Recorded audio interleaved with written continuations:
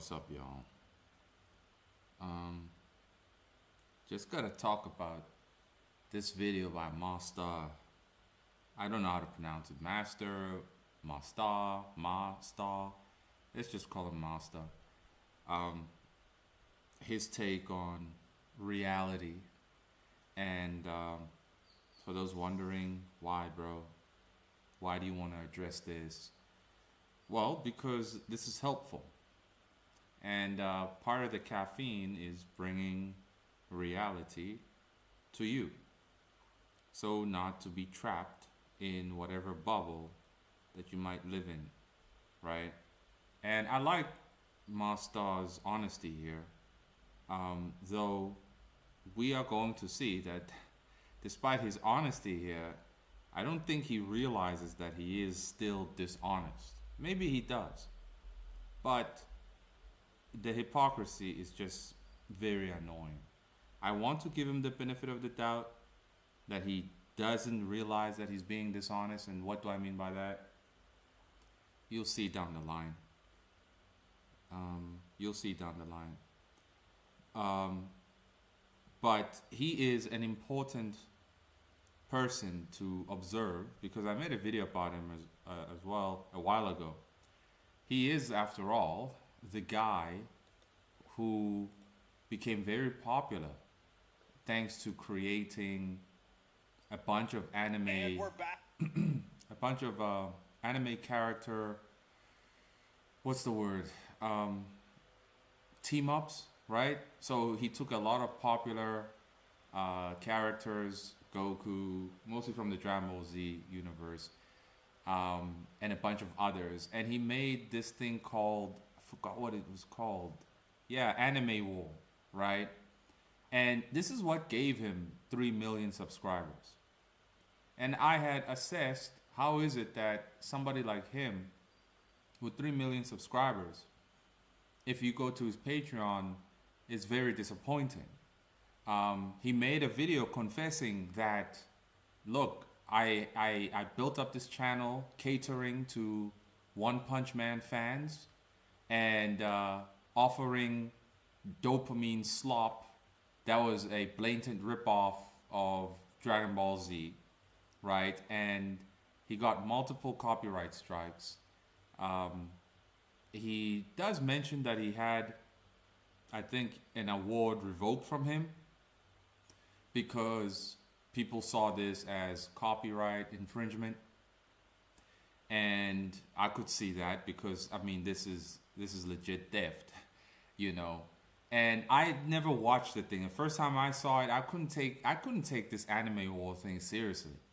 I could not understand anybody who could. There had to be teenagers, right? So he built up his channel using this anime war anime thing that he created. And then he tried to make a manga, which the art is very good. And he has 4 volumes, and this is the omnibus, which has all 4 volumes in one. The story is profoundly generic, uninteresting, forgettable. Sorry, it's just whack, right? Demon Rush, it's in the name. Anything that's related to that, it's like, yeah, bro. Sorry, but no. We've had enough of that. The great art that is in here cannot redeem how boring this thing is. It just can't. It's all spectacle. The art style is very much so One Punch Man, you know, and that's fine, but there's too much spectacle, not enough substance.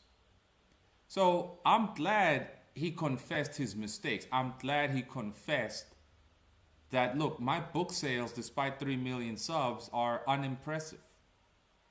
He sold about 800 copies, despite having 3 million subs. So this guy is very, very interesting to try and understand.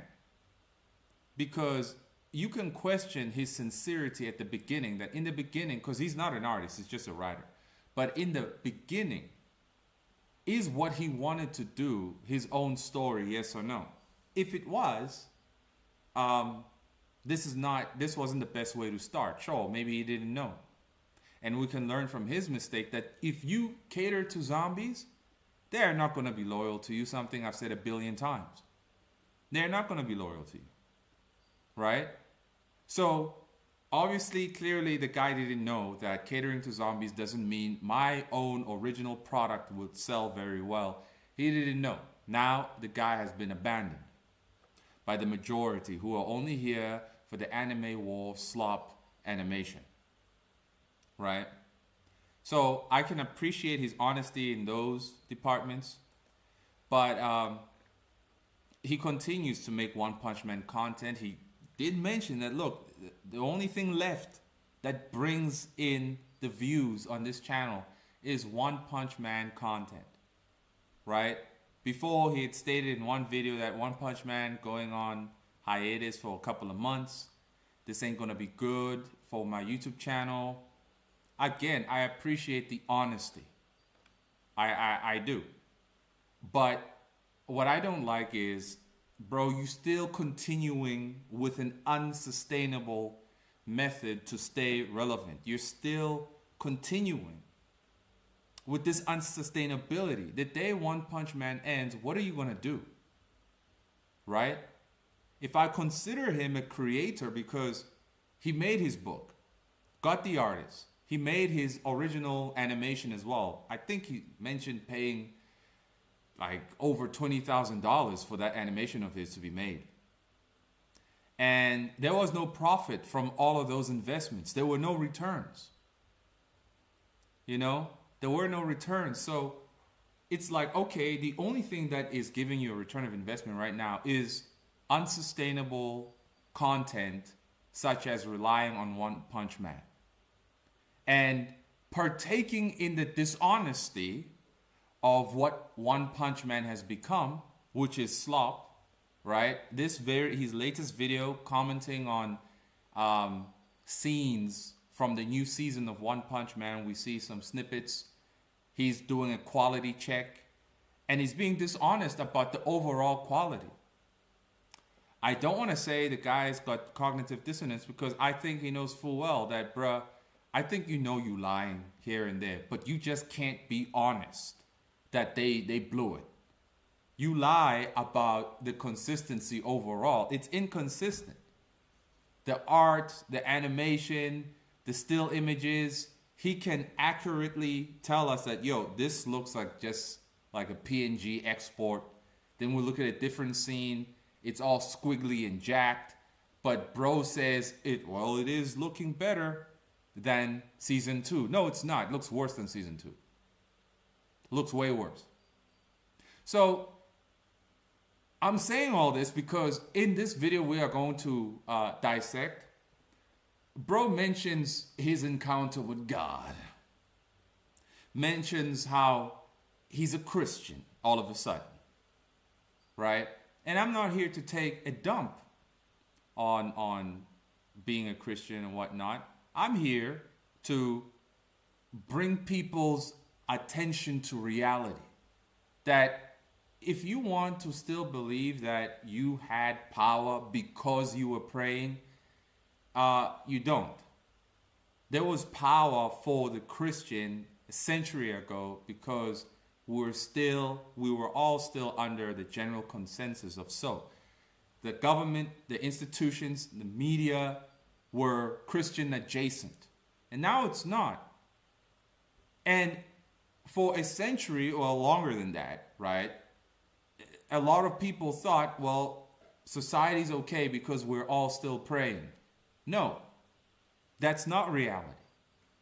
And me talking about this is imperative to being a quality storyteller. You can't write a story in today's dispensation if you can't be relatable. The only way to be relatable is to assess the current status of our society. We have people my age, this guy's age, is 40 years old, right? A lot of us grew up in Christianized societies, right? Morality given to us by the churches or your mosque or your synagogue and whatever.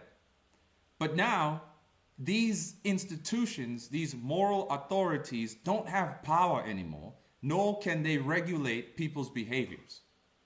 They can't. They could before the internet, before the TV, right? But they can't anymore.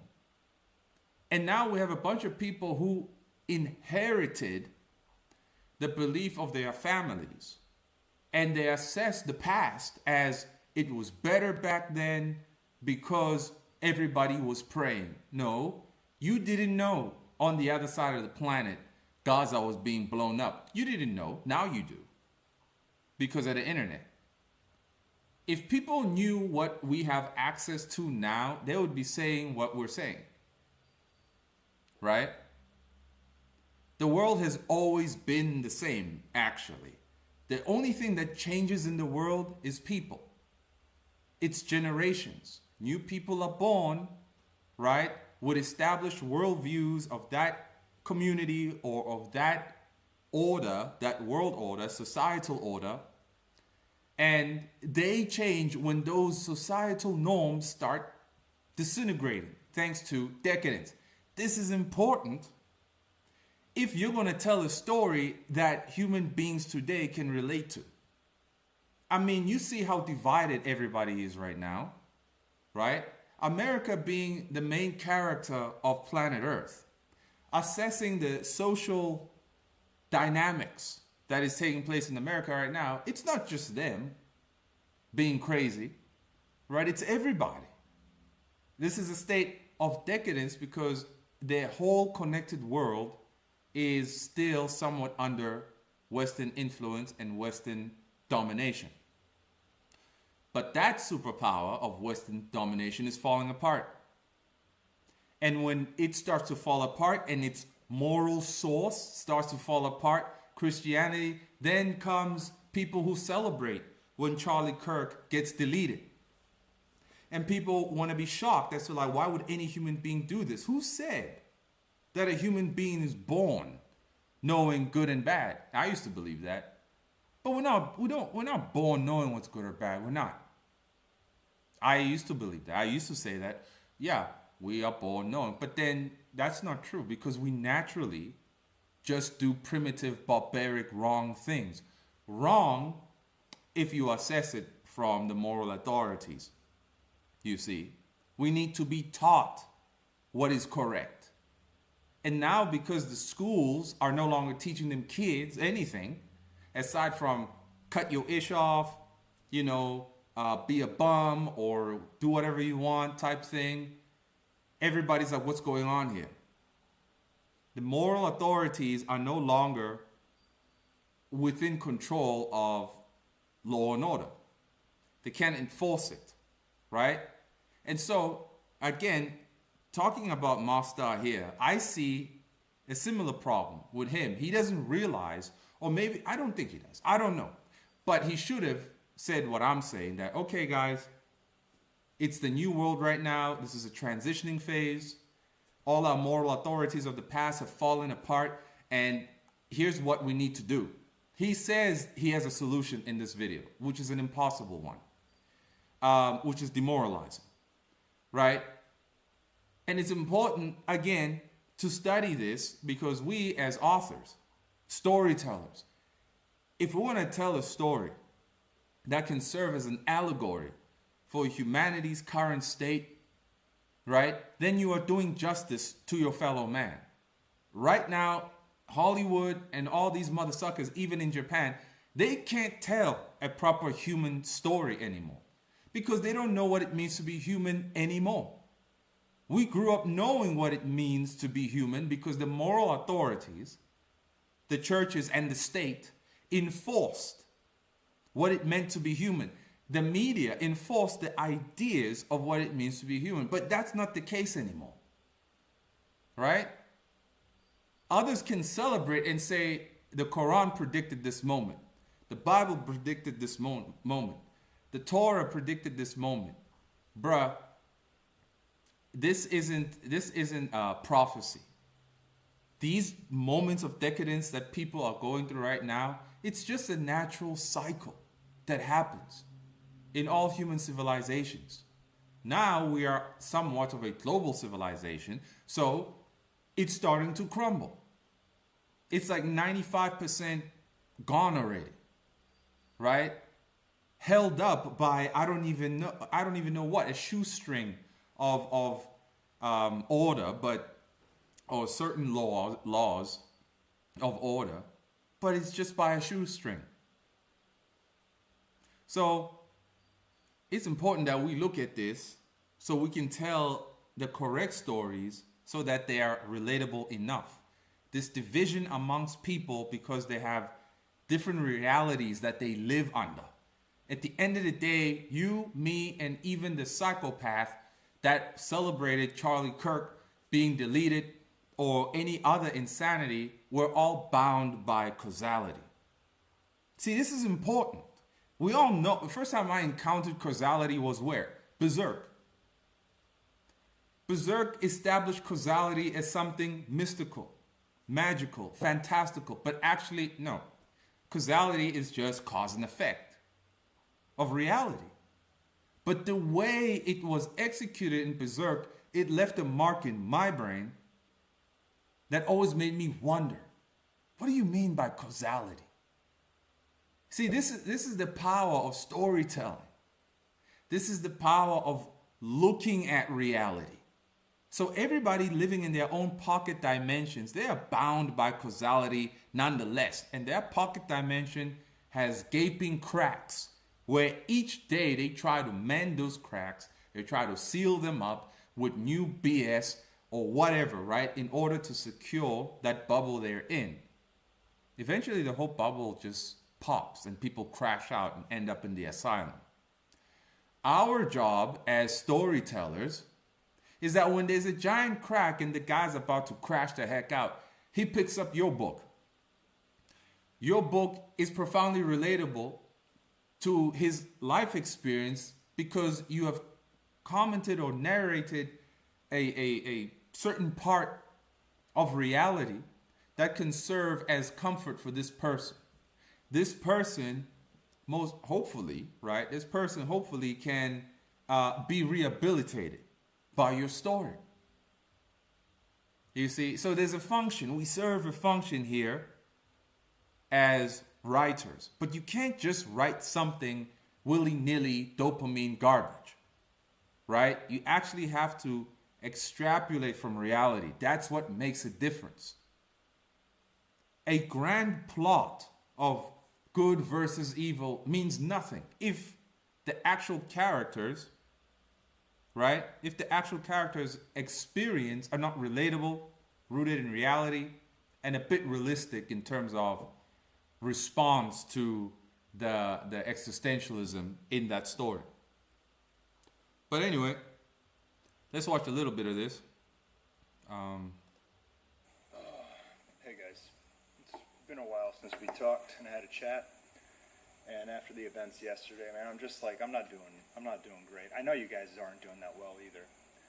The amount of evil that we're witnessing over the last 5 years is pretty much unparalleled to anything that we've experienced our entire lives.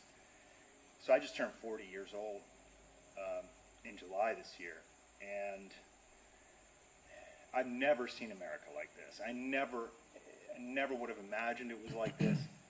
We were very programmed to believe that, you know, it's the land of the brave and the free and the truth. And we were fed a lot of, I think, bad information growing up. There was a lot of, like, indoctrination. And we're starting to see the ramifications of that now. See that part? Thank you for your honesty, bro. Right there? Indeed. All of us were fed these ideas, nationalistic ideas. Now, when South Africa became a new nation, the rainbow nation, when Mandela was set loose, right? We were all told, me being born in 1995, you are born free. Everybody born in 1994 and up, you were considered a born free. A narrative was established right then and there that this is the new nation. And as a born free South African, especially if you're black, you have greater opportunities and access to better resources and blah, blah, blah, blah, blah. This was the narrative. This was the established belief of the country. It was the country's religion in a way. But then you looked at reality. And that didn't mean squat. Access to resources? No. Better opportunities? Not really. Because what does that look like in practice when the infrastructure is being disemboweled? Opportunities how? When now the new government is only promoting and sabotaging people based on tribal reasons. Not logical reasons, not financial reasons, just because of tribalism, right? And you can imagine the cognitive dissonance for me around the end of high school that, my parents, the media told us that we're born free and we're going to have opportunities and life is going to be great. Is it just me who feels that this isn't true? Because in my life, I am not getting these promises that my parents told me about, that the media spoke of. You start to feel isolated. You start to feel afraid to even voice these things out because you don't want to be judged, right? They show you dudes on TV who made it, but you don't know the logistics. You don't know how exactly they made it. The realities present themselves much later. That, it was not at all what you thought it was. Slightly when it's too late, right? But I do appreciate the honesty from him right here. And, this last week has been so tough between Charlie and there was a Catholic school and then the subway with the Ukrainian refugee arena. It's just horrible. And after everything that's happened in this world and over the last few years, they still haven't released the Epstein list. Now, I gotta say, surely everybody knows the Epstein thing's just a psyop, bro. It's just a psyop. Honestly, I saw that one video on Epstein's Island, saw them little kids, gathering water from a giant fountain, right? That could be a psyop too. I wasn't on his island. I don't know what happened. I don't know if that was a real video or not. But again, these narratives are subplots within a grand plot. If you actually look at humanity right now, and you try to assess by what plot, which plot are we following? You have to ask yourself, which is the most popular plot? The Christian plot is the most popular, right? That narrative, it's the most popular because it's been there for the last 2,000 years or so, right? And it has been established in pretty much every country. Everybody knows it. And many religions came after Christianity, like Islam, that adopts some parts of it and adopts mostly the Torah more than the New Testament and so on. And prophecies can be similar. When you look at which plot, which narrative is being enforced through the media, being enforced by the state, by the institutions, the moral authorities, it has been the Christian one. Our worldview for all these decades, all these centuries, has been through the lens of the Christian bias. Assessing humanity through the Christian bias. People like Darwin came along and completely flipped over the world at the time with his evolution hypothesis, which I find ridiculous, right? It's just impossible. It makes no logical sense. I just can't accept that, right? Different kinds of narratives were there before and after, right? But the most popular one that you can say, quote unquote, serves society more, better, has been the Christian one, right? Understanding that, okay, that's at the top, but now they're removing its importance or have removed its importance and have given us a subplot. But that's not good enough. We need another subplot, another subplot, another subplot. 10,000 subplots within a grand plot. Then when we look at the evil rabbis right now, after all, it's their book. It's their book. It's their Messiah. It's the God of the Jews, right? You look at what they're doing in their own nation, where all this stuff is heading to, you can see that, yeah, we're following this narrative. Because if you look at other human beings who don't live by this narrative, aside from the primitive ones who dance around the fire, we can look at Confucian, the Confucian people, Confucianism, right? Taoist, right? Parts of Hinduism and so on. You look at their narrative, what it means to be human narrative, right? There isn't a sense, it depends how connected they are to the internet and so on, right? Because the moment you get connected and you start watching these events and you try to make sense of things, it can only make sense through the Christian bias, right? Or I guess you can look at it with the Islam bias as well. But ultimately, if you try to make sense of the world, it's only through the Christian bias or the Islamic bias that you can piece things together, right?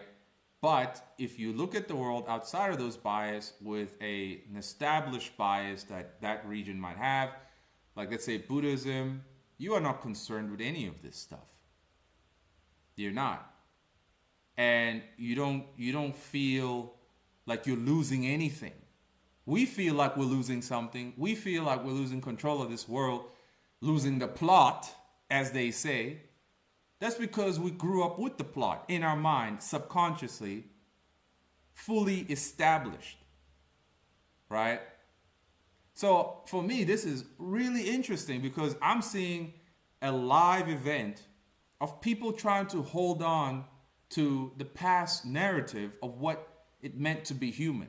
And all these people, like this guy, who is now going to mention being a Christian, I don't know where, he's going to mention, I saw God. We're going to look at that and we're going to assess that, because when I look back at my own experience, I can finally explain it without a bias.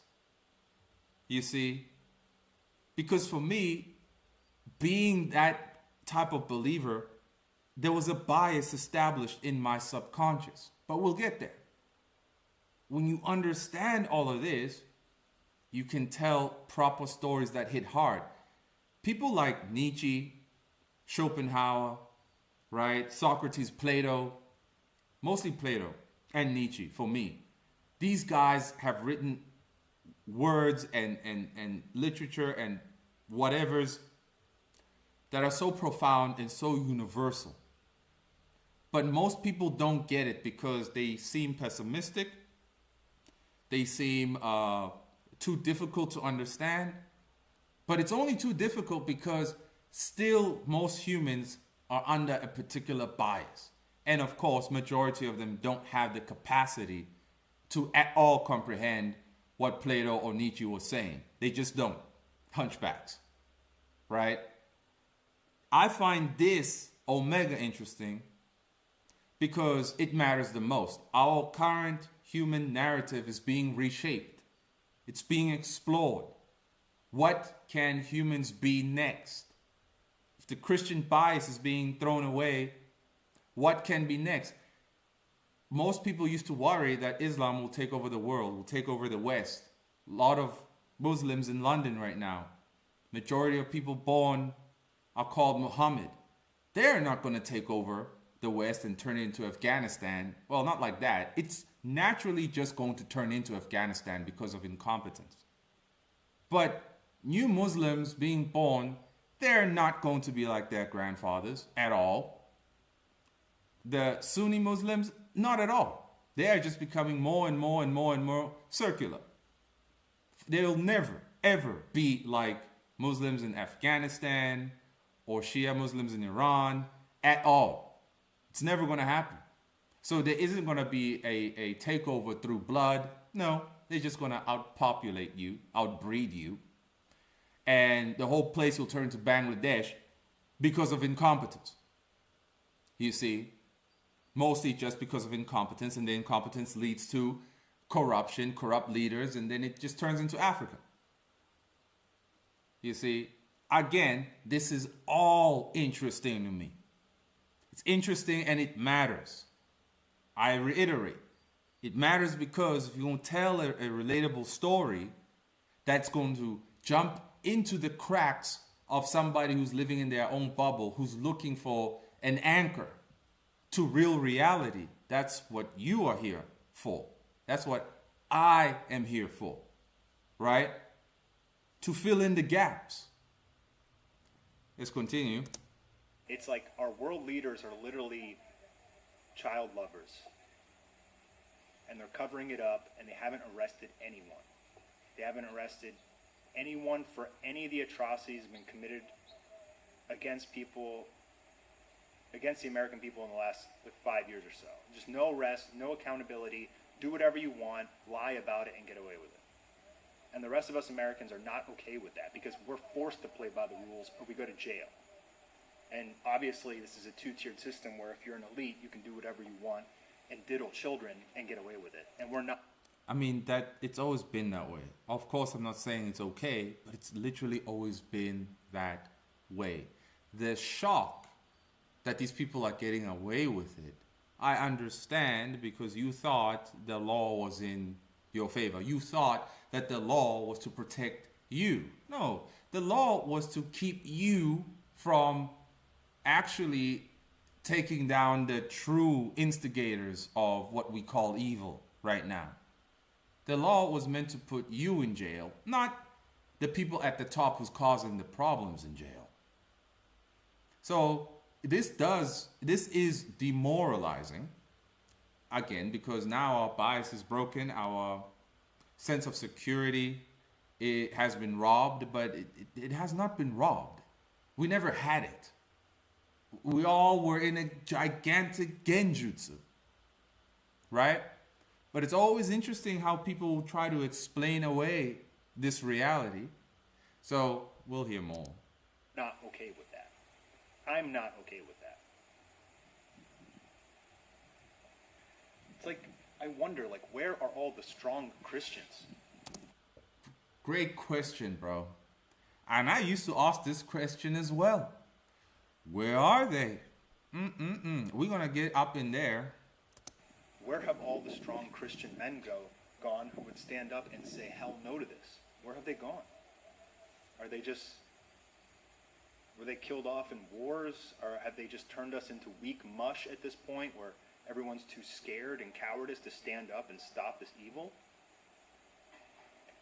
Are you too scared? Are you a coward? We have to stand up and speak. It is our duty to speak and call out the evil. Long story short, or the simple answer to his question, where are all the so-called strong Christian men? They were never there. Sorry, man. They were never there.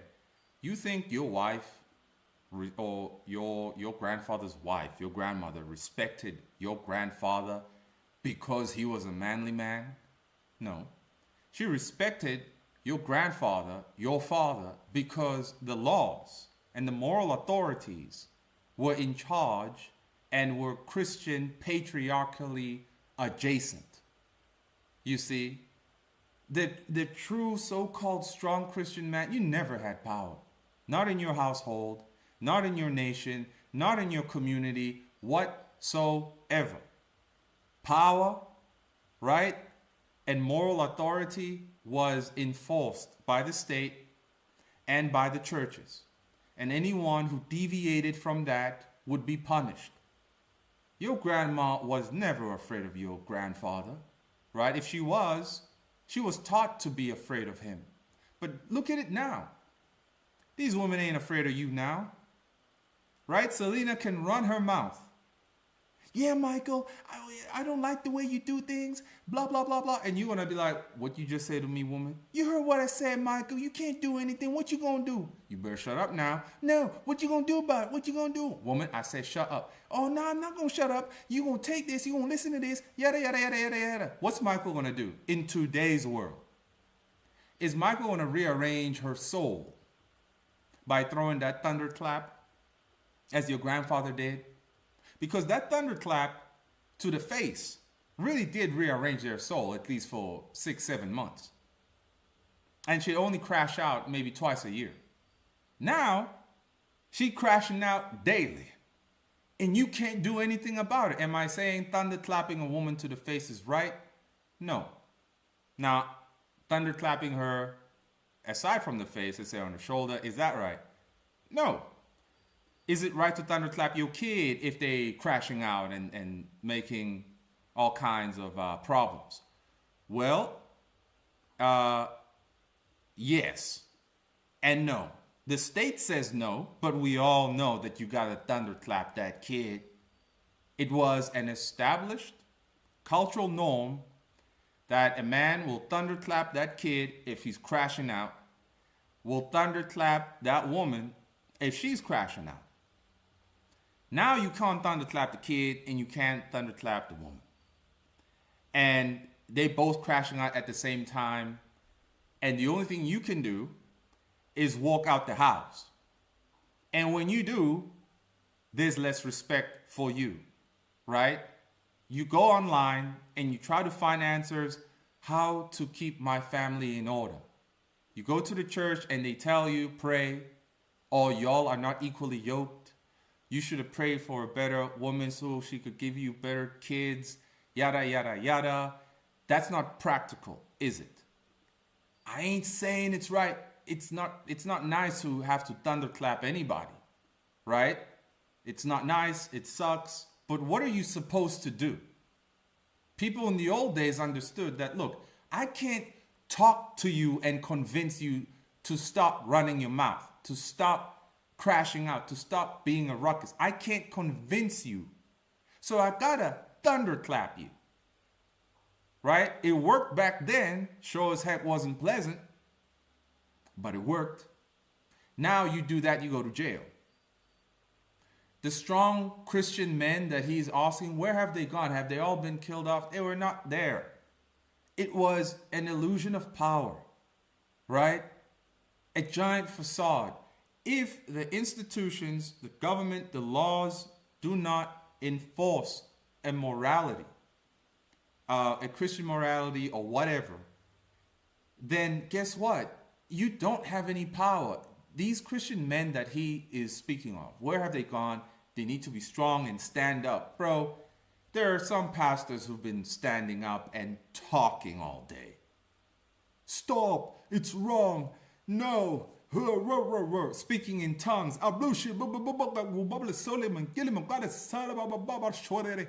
right? And what happened?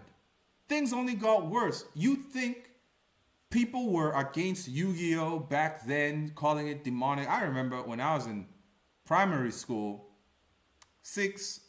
around 8, 9 years old.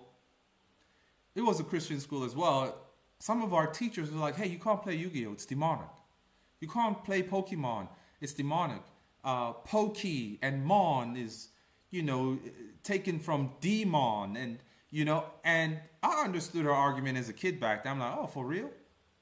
I remember people saying Pikachu came alive and choked one boy out and he died because he had a Pokemon card or a Pokemon Tazo and Pikachu came alive and choked him. It's like, wait, were you there? Did you see Pikachu come alive and choke the guy to death? Well, no, that's what I heard. None of us could prove that the Pokemon came alive and choked people out, right? But at the end of the day, the enforcement of patriarchy, the enforcement of Christianity, the enforcement of your biases had to be from the top. You as an individual, faithful man, you can't enforce anything. You can't, right? Some of us had to learn that the hard way. Oh, but we got married at the church. She ain't listening to me. Yada, yada, yada. Why is this happening? The pastor gonna charge you $800 for consultation or counseling, and she ain't gonna change. Why? Because the church needs, well, at least the evangelical churches, and to a huge extent, Catholicism ain't got no power like that anymore either. Nonetheless, they know that we need the females in churches more than the men. We cannot reprimand the females if they crash out on the husband. We can't, because they are our biggest supporters. All the lunch meetings and picnics and whatnot, the females are doing that. That's why they be crazy feminine, these churches. You see? So I'm saying to him that you asking where have all the Christian men have been or are, they were not there. They weren't. And if he considered himself a strong Christian man, why didn't you make a video like this sooner? What were you waiting for? You spent the last 8 years creating anime slop to the brain dead hunchback, right? Generating 3 million bot subscribers, counting your money, having fun, right? But you were seeing things burn to a crisp. You were seeing it. Why weren't you so vocal? Why weren't you so strong? Why? Oh, you were too busy counting the money. And if all that money was not being really made, who knows what you were doing, bro? You can't be asking questions out here. Where are all the Christian dudes? They weren't there. And all the pastors who might have voiced out all this evil, again, they just voicing it out. No pragmatic steps to real change. Each time, all the pastors would voice out the evil that they see. Things only got worse. They didn't say, let us create this so that as a community, we can function and rely on ourselves, have our own banks and stuff like that. Zero practicality. Each time evil was exposed, it only justified why you should be a Christian. But each time it is justified, it paralyzes you to doing nothing. Because the more the evil grew, the more you are like, the Bible's correct. Because evil is growing while you sit there and wait for Jesus to rapture you or a massive judgment to take place. But then it's like, do you understand the mechanics of divine judgment? You see, they don't understand. They don't read their book. And just like MaSTAR here, he hasn't read it. He's going to tell us how he converted, right? And it's completely insane. He can't justify it using the Christian book. But I could justify my belief conversion at the time. And that's another thing. Is that how are you going to ask so-called strong Christian people to come to the forefront when they don't have a foundation in what they even believe? Just like him. This, again, is important to analyze and extrapolate. People out here saying I'm this, I'm that, but they're not in practice. They only have talking points of what it means to be something. Charlie Kirk himself had talking points. The guy in practice was something completely different. I never liked the guy. He was a liar, right? He was not for the average American Joe at all. He was a conservative, elitist, and moral elitist as well. But you take his moral beliefs, flip it upon him, he would be like, wait a minute, that's not what I meant. And what did you mean, Charlie? I got people here in South Africa at the barbershop talking about Charlie Kirk. And I'm like, wait a minute, why are you talking about Charlie? I know Charlie, right? I've been in that culture war since 2018. You niggas don't know him. Why are you talking about it? Oh, I know why. Because the media told you to talk about it. Because the current narrative, the current plot, the next scene is, okay, everybody, action. We're going to talk about Charlie. And all of a sudden, booga, booga, booga, booga, booga, Charlie, Charlie, Charlie, Charlie, Charlie. Niggas at the barbershop talking about Charlie. In Africa. It don't make no sense. So when I'm here pouring this caffeine, breaking it all down for you, it's because I don't want you to be ensnared by all the BS. This is going to fly over the head of a bunch of people, right? Because they have cognitive impairment. But hopefully the mainstayers here, they ain't got no cognitive impairment. Let's continue. Destroy evil with the sword of my mouth. That is the truth. I'm just appalled that.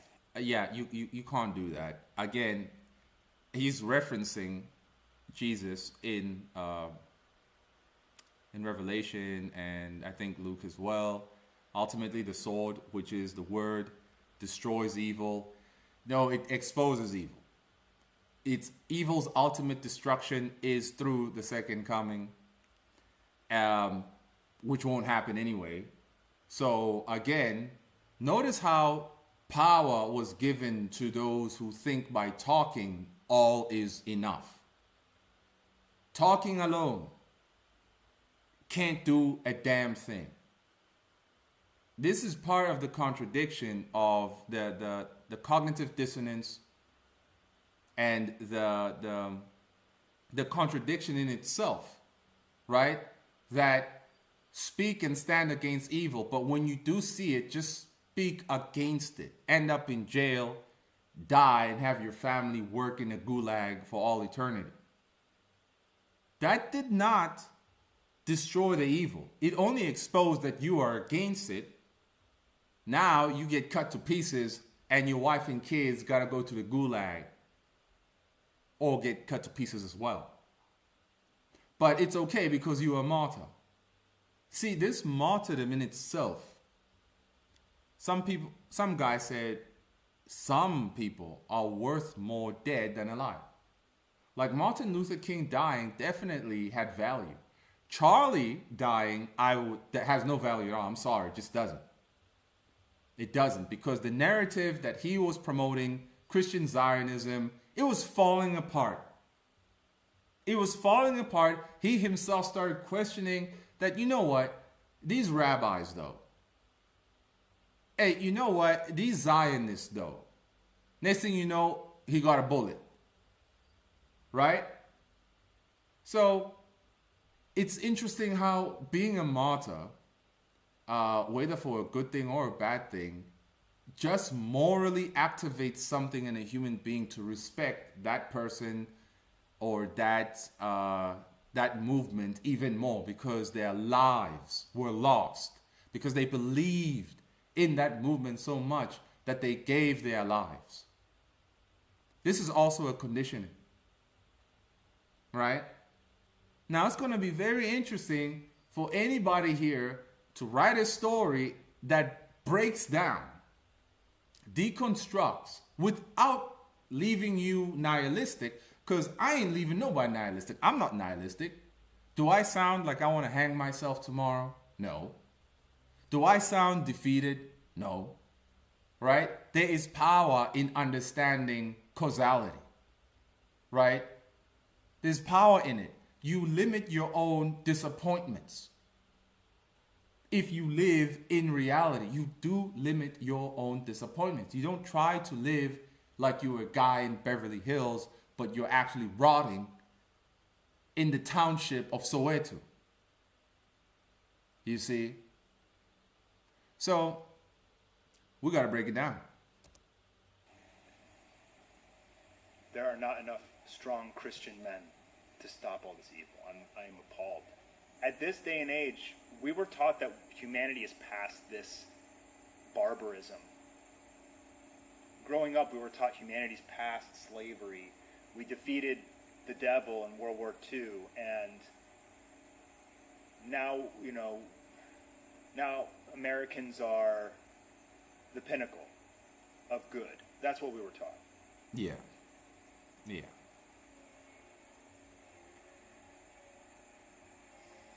And man, there's so much evil just out staring us in the face every day. It's just getting harder and harder every day. It's just getting worse and worse. But I want you guys to keep your chin up. As hard as it may seem,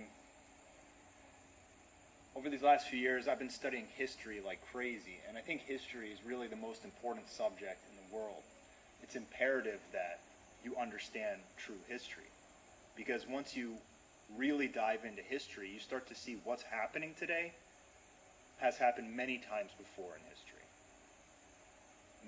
Despite him saying something like that, he still assessed all of his findings in this history with a bias.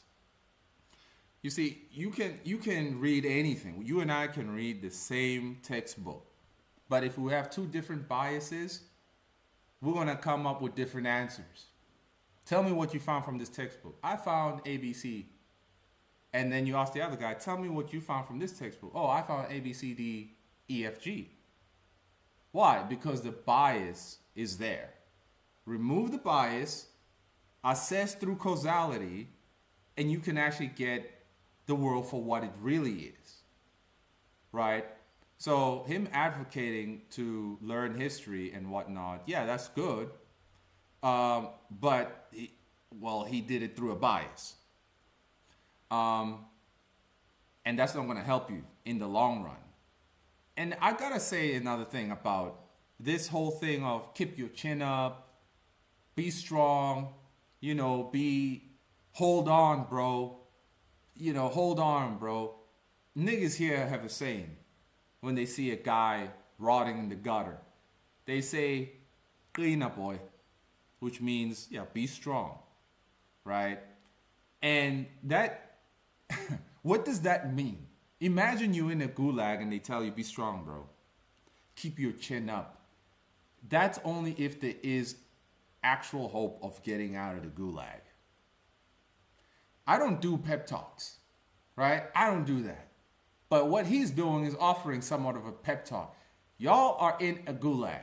I ain't going to tell somebody in a gulag to keep their chin up. If I want to tell you anything, I'm going to tell you all the weak points that we can exploit in this gulag so we can get the heck up on out of here. These people accept that they're in a gulag. They justify themselves being in a gulag and say it's divine judgment, right? God is judging the nation and I just got caught in the crossfire. I used to wonder when the Israelites were sent to Babylon, and you guys, maybe you don't know, but Daniel, Meshach, and whatever, those three guys who were Israelis as well, who went to Babylon, whom then Daniel became second in command to all of Babylon because he could interpret Nebuchadnezzar's dreams. I wondered that, I'm like Daniel, but I got caught in the crossfire. Where's my ascension to second in command? Right? And of course, those with a strong Christian bias will say, no, dude, you're not Daniel. Who do you think you are? Who do you think you are?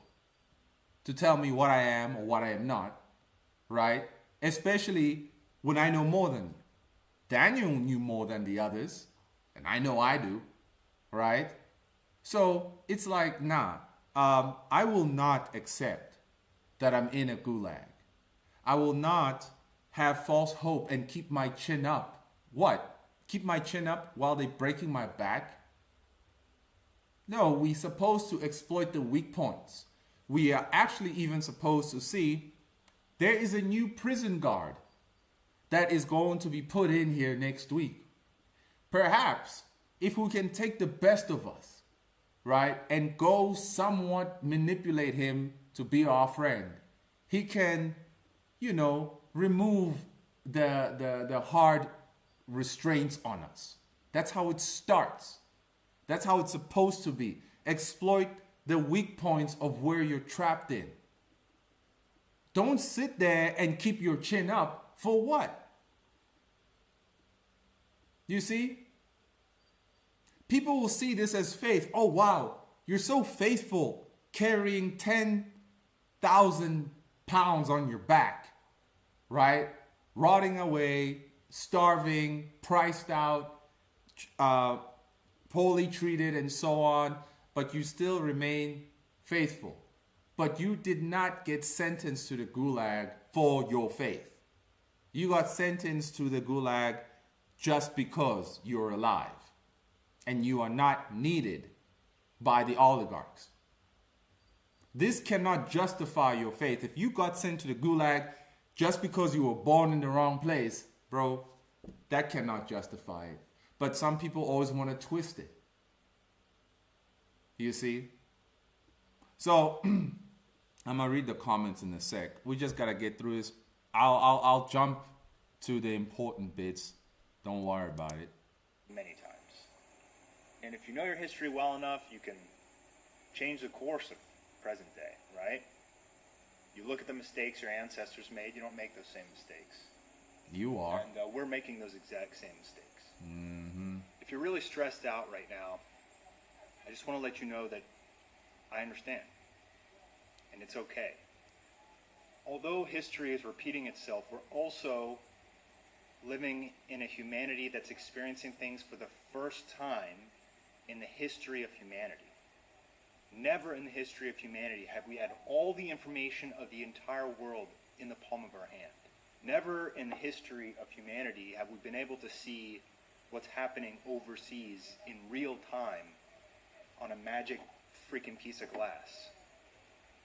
So we are witnessing things and having feelings and experiences and with access to information that humanity has never had before. And as a result of it, we're all going through a very tough period. We all believe different things to be true, and thus we all live in different realities. It's becoming very evident. Yeah, it's what I said earlier about this living in different realities thing. That at the end of the day, if you're like me, you see the real reality. You see causality. You live in causality. You're bound by causality. The people in their own little bubbles, they too are bound by causality, right? And their bubble will pop here and there, or there's going to be a hole over there, and they're going to try to patch it up and so on. It's our job to prepare the way for them when the bubble pops, whether they hang off a tree or they desperately are seeking information, knowledge that can help them navigate this new world, right? And it's not new. It's not new. It's new for us. It's always been the same, right? Then they can find our works. They can find our stories that can rehabilitate them. People like Nietzsche, who wrote amazing things, who went beyond the status quo, who went beyond the moral authorities, who wrote the book Beyond Good and Evil. You see, most people can't understand those books. And it took me a long time to understand it also. And I know why now, because of the bias that I lived by, right? So again, we have a job to do. Everybody here who subscribes with the Coffee Comics narrative, right? I would say my one is not really a narrative. It is true. It is 100% objective, right? But perhaps I can speak of it as if it's a narrative, but that's how we formulate things as a species. Humans need to formulate a narrative to care about things, right? You can't see a guy down the street and you just want to start a fight because he looks bigger than you or he's smaller than you. There's always a narrative behind it. There's always a reason. If he reminds you of something, that is a story in itself. We used to enjoy WWE back in the day because the narratives surrounding the characters fighting, right, were established, were interesting, were engaging. You see? So everybody lives by a narrative. But the moment you understand that you're not the main character, you can be the main character in your own little bubble, but you're not the main character in the true world. None of us are. Right? Tomorrow you can get hit by a bus, bro. Just like that. Gone. Gone. So when you understand what I am saying, that's when you can offer something way more legitimate. Way more legitimate and way more impactful, like Nietzsche, like Plato, like Schopenhauer. Right? So, the way is that part? I think he's getting to it now. That while everybody's talking about the evil, nobody's really talking about solutions. Yeah, and neither does he, because the only solution he gives is impossible. And so I want to present some solutions. But in actuality, again, notice, I provided the solutions, right? In the context of being a comic, manga, MANAA creator. In the context of you are a storyteller and you know that you are. I have given the solution how to navigate this space. I am not here just yapping about problems. I myself am working on a product, right? Working on book 4. All these things that I've mentioned, all the experiences, old and new, they go in the book. You see, my evolution, you will see it through the character's own development as well, right? These people who are looking for the grand solution that is outside their capabilities because they don't have the giant wallet, that's a waste of time, and I would say it's a psyop because it is establishing, again, the need of a superpower to come save you, which is not going to happen. You need to understand that you're on borrowed time because we see all the media places, they've been taken over by cultural Marxists, right? Infiltrated, subverted, and whatnot. The stuff we grew up with is now seen as the enemy. So now it's like, well, then Coffee, if we write stories rooted around the narratives of what we grew up with, and people don't like that anymore, then who's going to buy it? Nah, bro. It's not that people don't like it. It's just that it's not being promoted. And there are people just like him who's still rooted in their old narrative. Me too, to a big extent. Even though I can say I'm not a Christian, subconsciously, I still have a positive bias towards that narrative because it was very functional. But it was not functional because it's right, or because it's true, mystically true. It was functional because it was enforced by the state, right? The Catholic Church was functional because it enforced its laws. You were a heretic, you burnt at the stake. You lying, cheating, they chop you to pieces. Same thing, parts of the Middle East. It's functional because they chop you to pieces if you went out of line, right? So if you can understand, take the good parts of things, right, and abandon the nasty parts, that's usually how civilizations are born. When ancient Sumeria fell apart, right, the smart people in Sumer, because that's the first civilization. It's called Sumer, actually. Sumer migrated to Egypt and took the positive ideas from Sumer and put them in Egypt and built upon them. When Egypt fell, the Greeks took the positives from the Egyptians and built upon it. When Greece fell, the Romans did the same thing. On and on and on it goes. Right? I could sit here and talk about all the bad things in the world all day. But you guys have seen it, you guys feel it, and there's enough warriors out there talking about the evil, but there's not enough people talking about solutions. You too, bro. Is it possible to save America? Can we flip it right? No. Essentially had a very bloody revolution and wiped out. Where is that part? The messages, the words he spoke will always be in your mind whether you believe them or not. Maybe you'll ponder them again. It definitely doesn't exist anymore. Our young people can't buy a house. They can't even afford to have. Right. We get into that part where he speaks about his conversion. Now, this is important, the conversion part. Because I remember people saying, hey, you know, that one Hindu guy had an experience where he met Krishna and he changed too, and stuff like that. And I could not explain that as to why, how that's possible, because only Jesus can create this change in you and stuff like that, right? But now I have an answer. And we are about to see it here. But I'm going to use his own established bias against him. I'm going to use the Christian bias, the Christian belief against him, that your testimony right now is not biblical, it's not Christian, and this is a giant problem.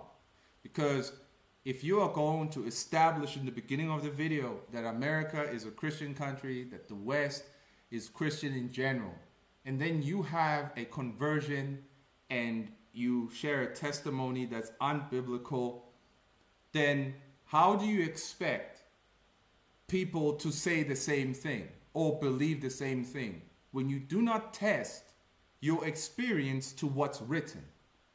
You see, I mean, it should be common sense, right? Now, we see transformations all the time in anime and whatnot, right? And it's always very cool. But it's always somewhat rooted in the character's physical powers and higher mental capacity, I suppose, right? But I want to explore a different transformation for once, right? Sure, mine can have a cool new costume or something, but the costume change is not going to be the real change or the focal point. Currently, Jacob did undergo a transformation, right? Physically, not much of a difference, right?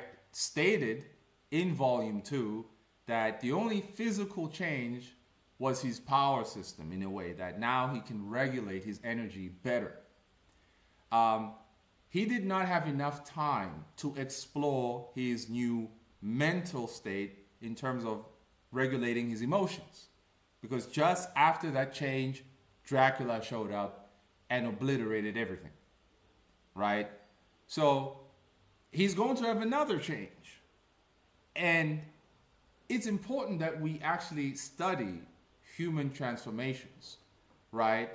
The subconscious versus the conscious, and see how those two come together, right? Because now I can look back at my own transformation, not in the story, but in real life, and see how it actually works. How it actually works. You know, there's nothing mystical about it, unfortunately. I wish it was supernatural, but it's not.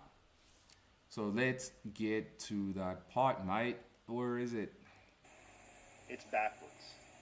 It's an inverted world. It's an inversion of Christ. Anything that is good and true and wholesome and natural is Christ. Yeah, you're just saying that, bro. Christ is king type people. See, that's a talking point. Again, he can't go into Christ at all. He can't. You know, he doesn't know who he is. Based on what's written in his book, he cannot. It's just a talking point, just like some Charlie Kirk action. And anything that's a inversion of that is Satan. That's really long story short, you know. And we're seeing so much evil, so much demonic energy, it feels like. People have lost their minds, and they've let the demons in.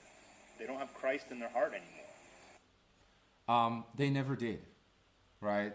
Now, having Christ in your heart is a metaphor, I would say, for understanding or upholding the commands, you see. But at the end of the day, many people never had him in their heart. It's just, again, the institutions enforced these commands. You had to operate within the framework of these commands.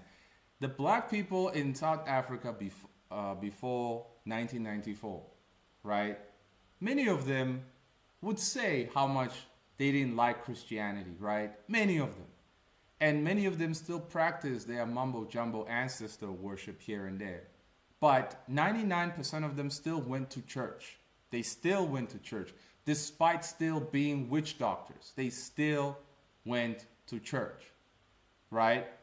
And morally, society back then was better. Now, I know there's going to be some black person who will be like, oh, you saying the white man be on the black man's neck in his own country is morally correct? He was not on your neck, right? Apartheid just means segregation, separate development. The white man said, you know what? We can't get along.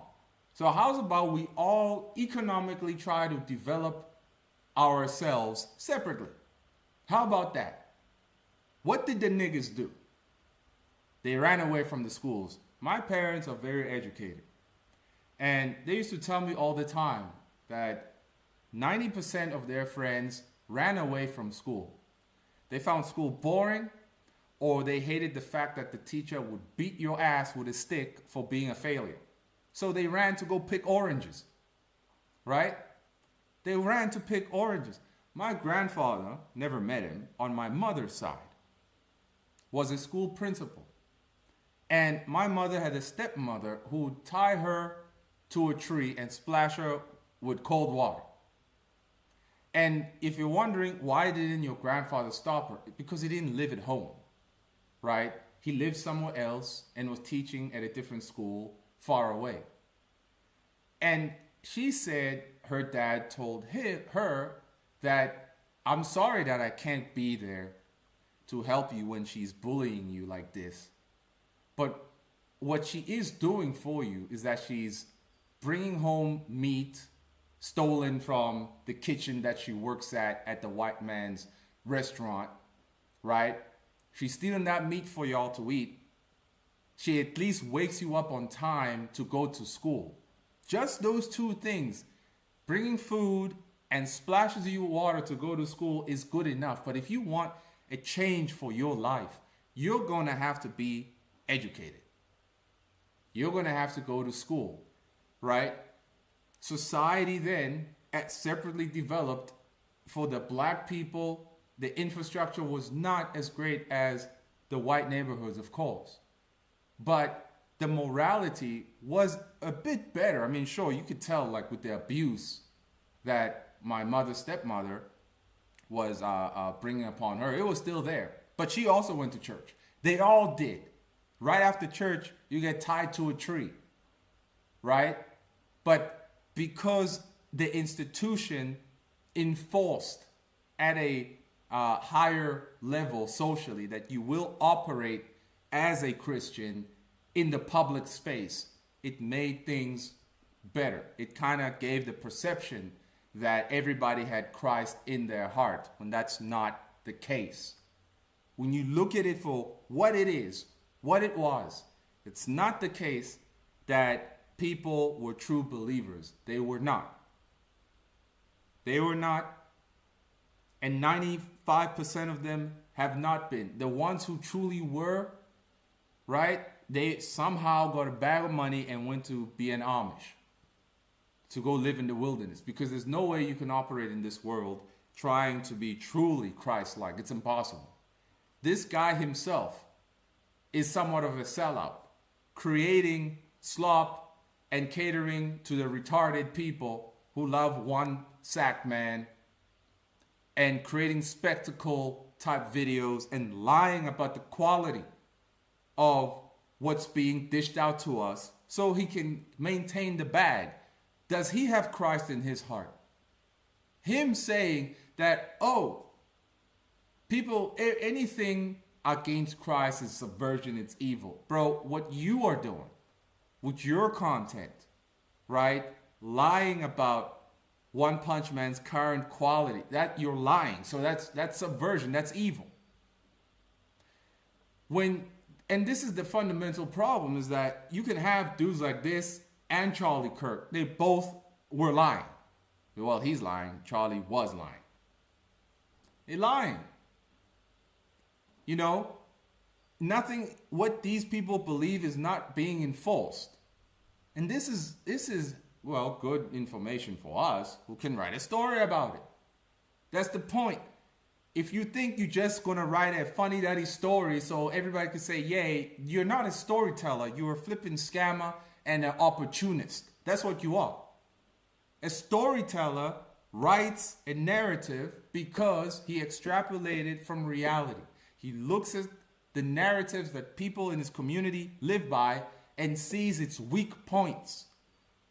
And then he comments on the weak points by using his story. That's what we're supposed to do. I mean, they ain't even teaching this no more anywhere. So, the caffeine flowing today. But the majority of us still do. It's just that we're so devastated when we see the evil because we still have Christ in our hearts. No, you don't, bro. You don't. But there's a story I want to tell you about God. Here it is. I've been trying to say this for 3 years, and I've actually been trying to record this video many times. I just can never really seem to get the words right, and I've thrown it out. But I think this video is probably a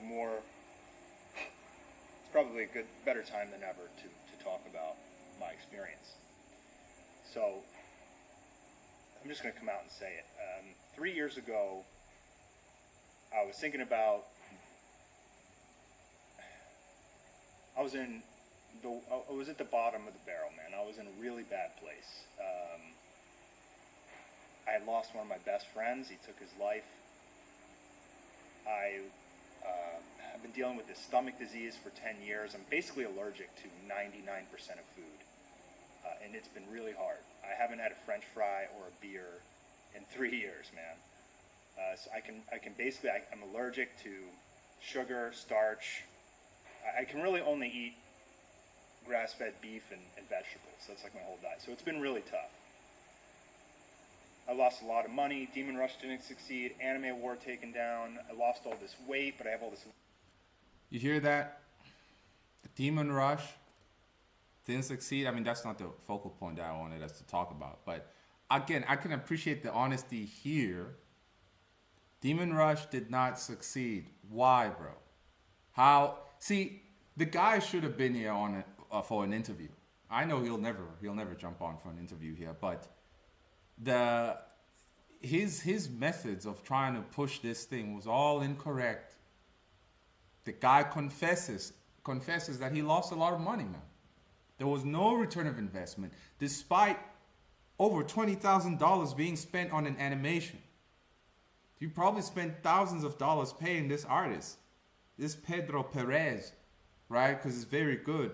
Thousands of dollars, probably $10,000. No return of investment, right? And nothing came from it. Nothing came from it, and it's like, okay, now what, bro? That's the thing. There's no vision. Something Young Wavy talks about a lot now. There's no vision. There was no vision prior. There was, what I say, a lack of direction. You see, people want to accuse me of always just want to hate on people. But no, I actually learn from people. We look at their mistakes, so we don't make the same ones. Me and Wavy are dissecting what happened with Image and how it fell apart, right? Because what Image is now and what the perception was back then is completely different. There's layers. There was a narrative then, and there's a narrative now. Right? But what a damn shame. We're getting to that part. Loose skin from being fat, so I'll never have that body that I always wanted. It was just like, I'm fighting a lot with my wife at home. Nothing crazy, just normal marriage stuff. And it was just so much all at once that I snapped. It was so much stress. I was screaming at the top of in my head. I was screaming at the top of my lungs, but in my head. And I was screaming so loud in my head for 3 days. I literally thought people outside would hear it. That's how stressed I was, man. I was at the brink. And in my darkest hour, I met God. Mm-hmm. How? Literally. How? Tell us. More specifically, I met an entity that introduced me to God. And there we have it. Now, something I never forgot from high school was the end of season 1 of Korra, The Legends of Korra. Right? We all dislike Korra as an Avatar character. She's horrible, feminist, butch lesbian, you name it, right? But the end of season 1, when Korra lost her powers and she was down and out, scraping at the barrel, as he mentioned that he was at his lowest point. You want to know what Aang said to her before she got her power back? He said, it is at our lowest point. Or he said, when we hit our lowest point, that's when we are open to our greatest change. And that's very important. It's very important because he mentioned it. I was at my lowest point. Me too. At my lowest point, I was opened to the greatest change. I never forgot that in high school. And I didn't understand that statement, obviously because Avatar extrapolates from Buddhism as well. A bunch of, I don't know which one precisely, but Aang saying it, definitely Buddhist, right? But even the Bible says in Psalm 51, right, that God does not accept sacrifices. He's not pleased by sacrifices, right? A burnt sacrifice does not please him. What pleases him is a broken and contrite heart. This has always been the key to the greatest change. The greatest change to have a Christian experience as I did, something that you can think is supernatural, that's the key. And just like him here, his heart was broken and contrite, sincere. He was at the bottom. He was at his lowest point, and so he was opened to the greatest change. And he says, this entity introduced him to God. Now, the Bible itself will tell you that's a demon. There ain't no entity who's a female in particular, because there are no female angels in Bible lore. There isn't. You're not going to find a female angel.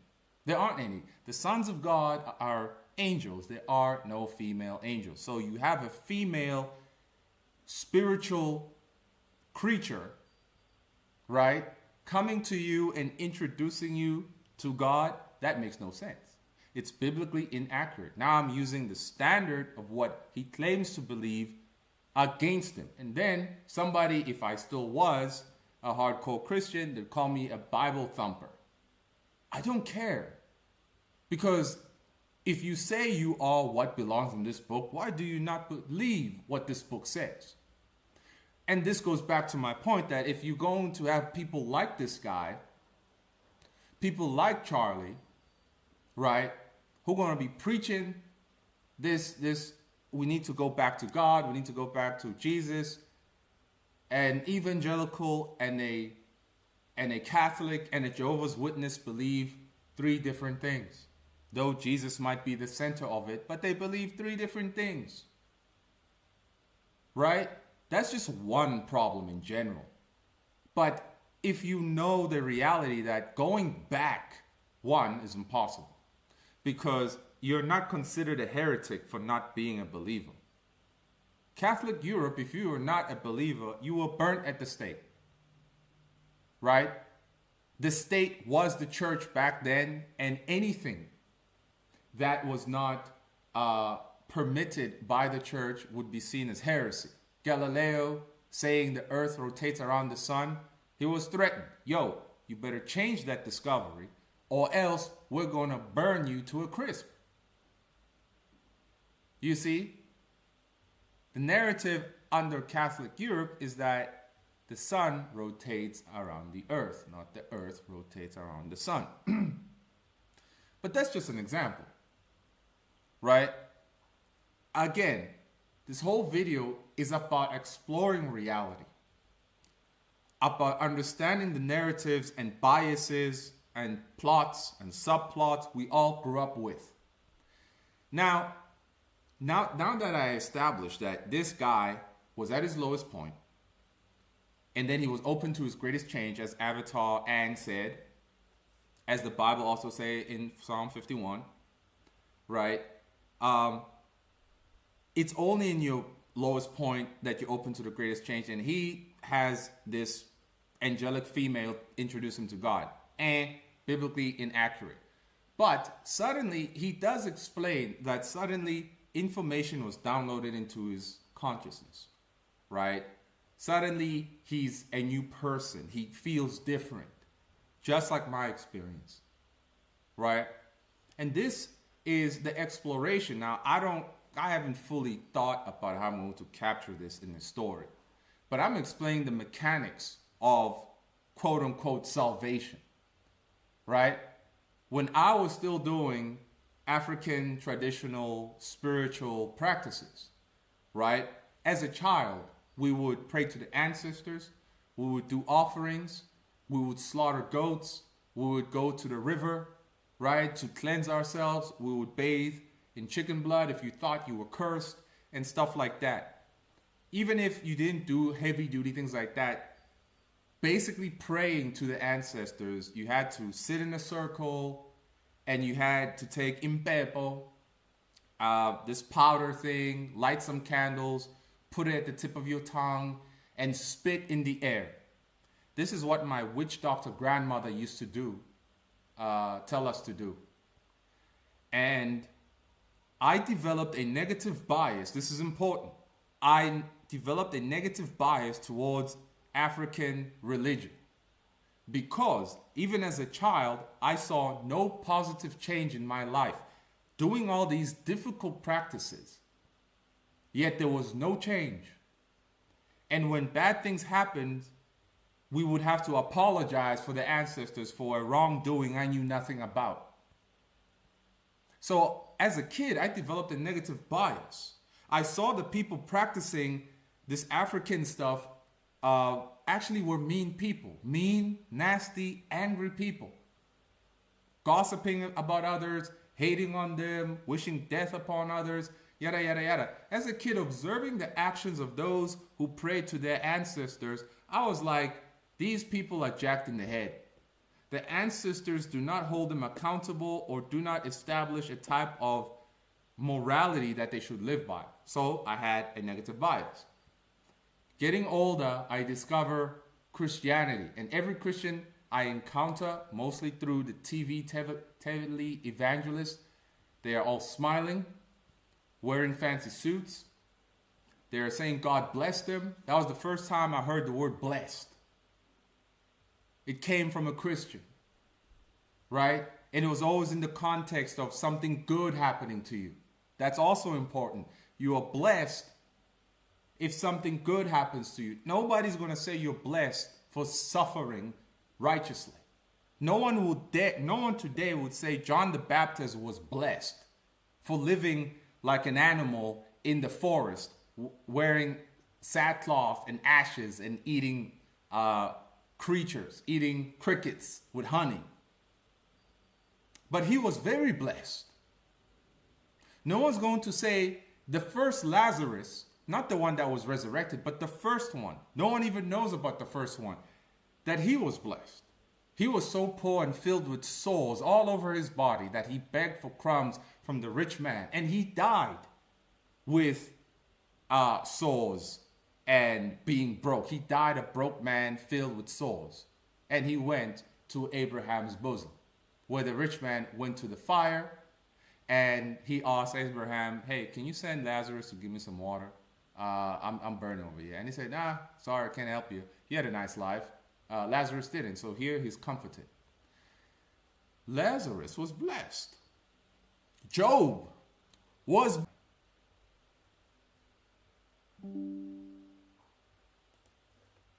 What is going on? Whoa. Okay. I thought I got cut off.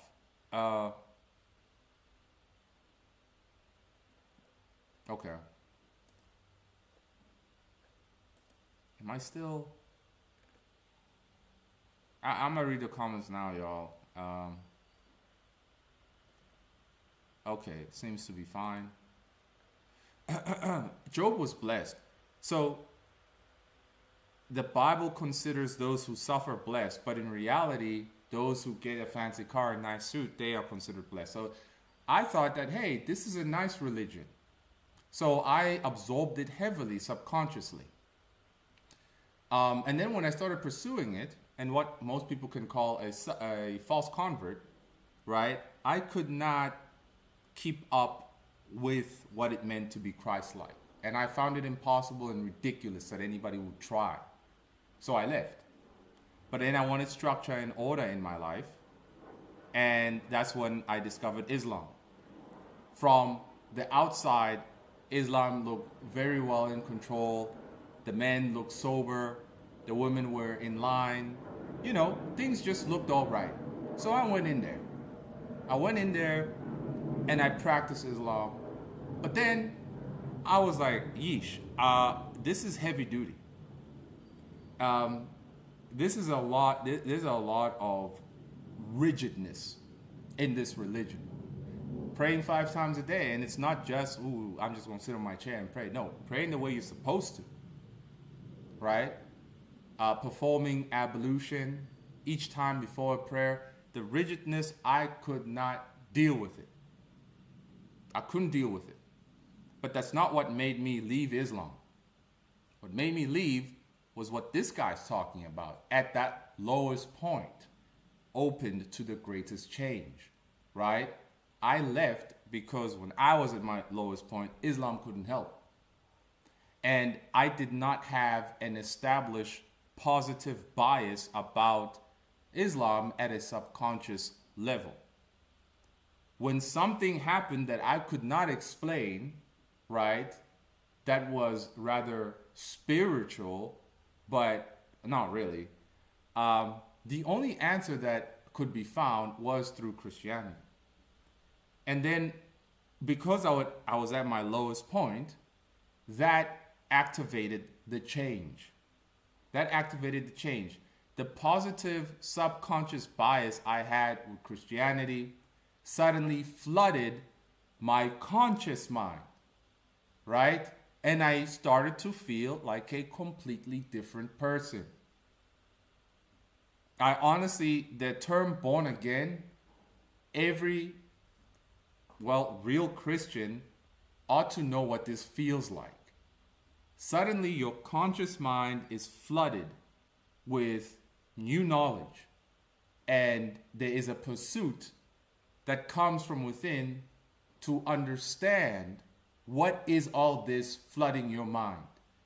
Those were all the positive subconscious biases, I would say, of Christianity in your mind. And so in order to chip away what's real and what's false, you had to start reading the Bible. These are the mechanics of salvation, right? These are the total mechanics of salvation. But he doesn't know that. And 99% of the whole world has never known that. But I do now. You see, having his mind flooded with this positive bias of Christianity, he didn't pick up the Bible to chip away what's true and what isn't. Him saying that this woman, this angel, came and helped him out, that is unbiblical. But if he read, he would know that. But he didn't. So I'm saying is that this guy wants to come about and say, this is reality, Christ is reality. No, Christ is in that book, right? But you don't read the book. That book is not reality. But if you want to live by that book and manifest a framework from the book, you have to read the book. But these people don't read the book. So you can't even establish the framework from the book in reality. And then comes this disagreement amongst the people. Right? This disagreement amongst the people. And when that happens, you can't get anything done.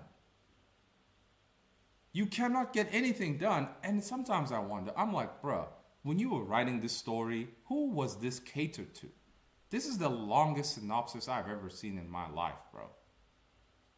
This is very long. I could not read past the first paragraph. I just couldn't. I was like, no, man. The first paragraph didn't even hook me. It didn't even hook me. So understanding that if you're writing a story, you gotta remember the type of bias that you are writing for or under, right? If you want to be memorable, just like Nietzsche, Plato, right? Then you got to write a story outside of a bias. Now, if you look at Homer, the guy who gave us Odyssey, right? They say Homer was the first human being to make sense of mythology in a logical setting, right? That's from the book History of Western Philosophy.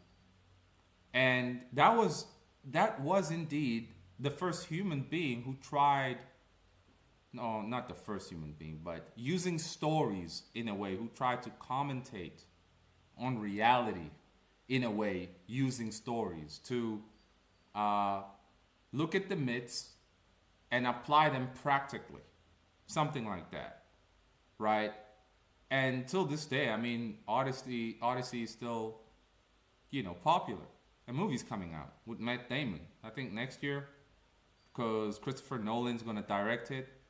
So it's a heavy hitter. Everybody knows it. It's a classic, right? But if we look at what makes something classic, it's because these people did extrapolate from what's around them, right? They didn't really create mystical bubbles for themselves to live in. Like, this guy takes elements of Christianity that's mixed with all sorts of other mystical things that are not what the Bible says, and then he deems it to be true. But how would he know it's true without testing that book of his? So it's ridiculous, right? I'm going to finish up here, and then we're going to hear his insane idea at the very end. And it was the most profound experience. I'm still processing it. I just want to let you know, I was not on drugs. I was not asleep. It wasn't a dream. I was actually sitting in front of my computer. So yeah, it is something that can take you years to process. But as I've explained, that in your subconscious mind, a positive bias towards a belief system is the key, right? And how you can be flooded with your subconscious mind, whatever it was carrying, belief system-wise, it can flood your conscious mind.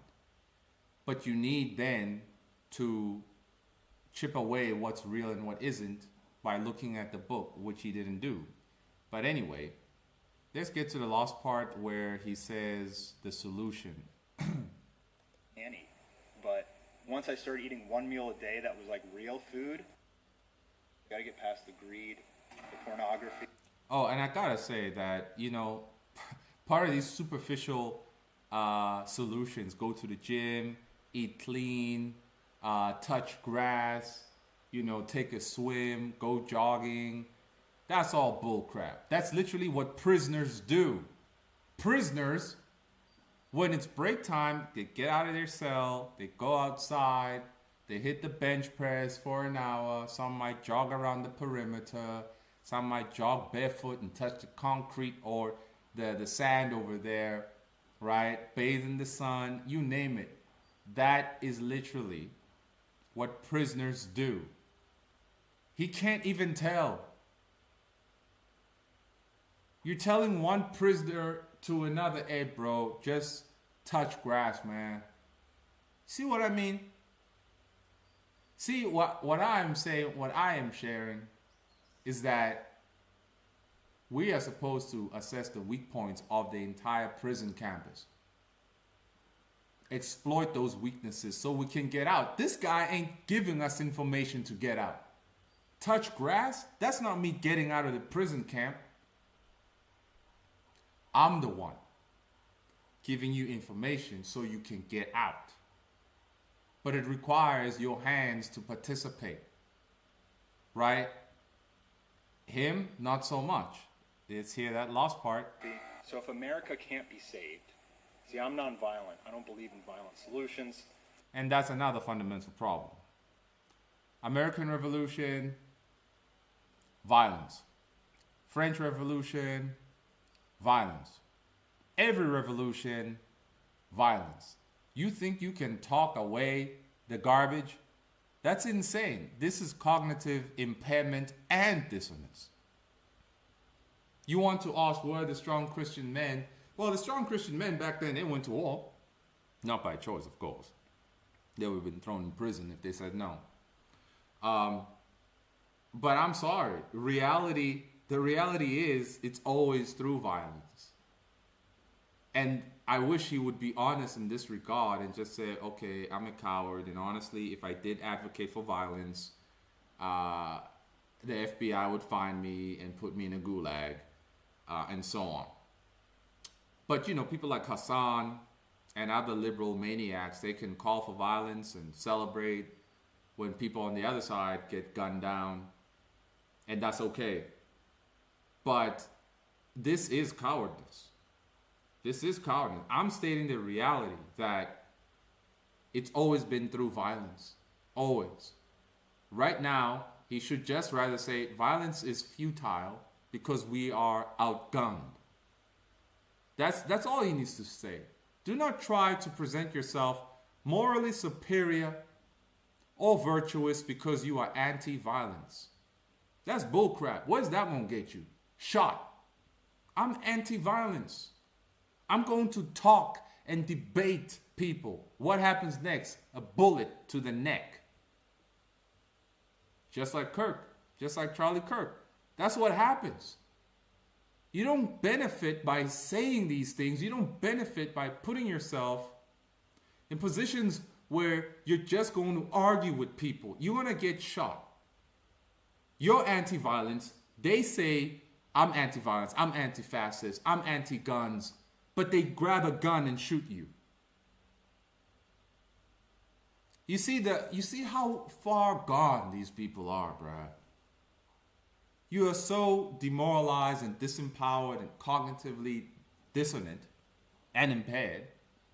You can't help yourself. Still waiting on Jesus to turn things around. Bruh. Ay, chihuahua, man. Somebody write a story about this. Okay, I kind of am. But my one is not so black and white. I'm going to still keep an element of mystery. And that mystery is what's going to keep people speculating long after I'm dead with the law of bloody hell. Right? But this, another fundamental problem. I'm anti-gun. I'm anti-violence. Yeah, where'd that get you? Gunned down with violence. It'll just create future violence. So, what's the solution? If we can't fix America, what's the solution? There's only one. And it's that we have to leave this infernal place. How? And start new. How? Rebuild brick by brick. I mean, it's either cut out the cancer and we probably die as a result. You can't. Or we just leave altogether. You can't. So, we're all in the prison, and he says, let's just leave the prison. But you've been telling people for years, touch grass, bro. I've been telling people, let's exploit the weak points around the prison. Let's know the jailers, the prison guards. Let's see who's the weakest one of them all. Maybe we can get something out of them. We can make a deal. So we can leave. This guy just saying leave. How? Leave and then build brick by brick something else. As Christians, but there's 40,000 different... I still don't understand how there's 40,000 denominations. That has to be inaccurate.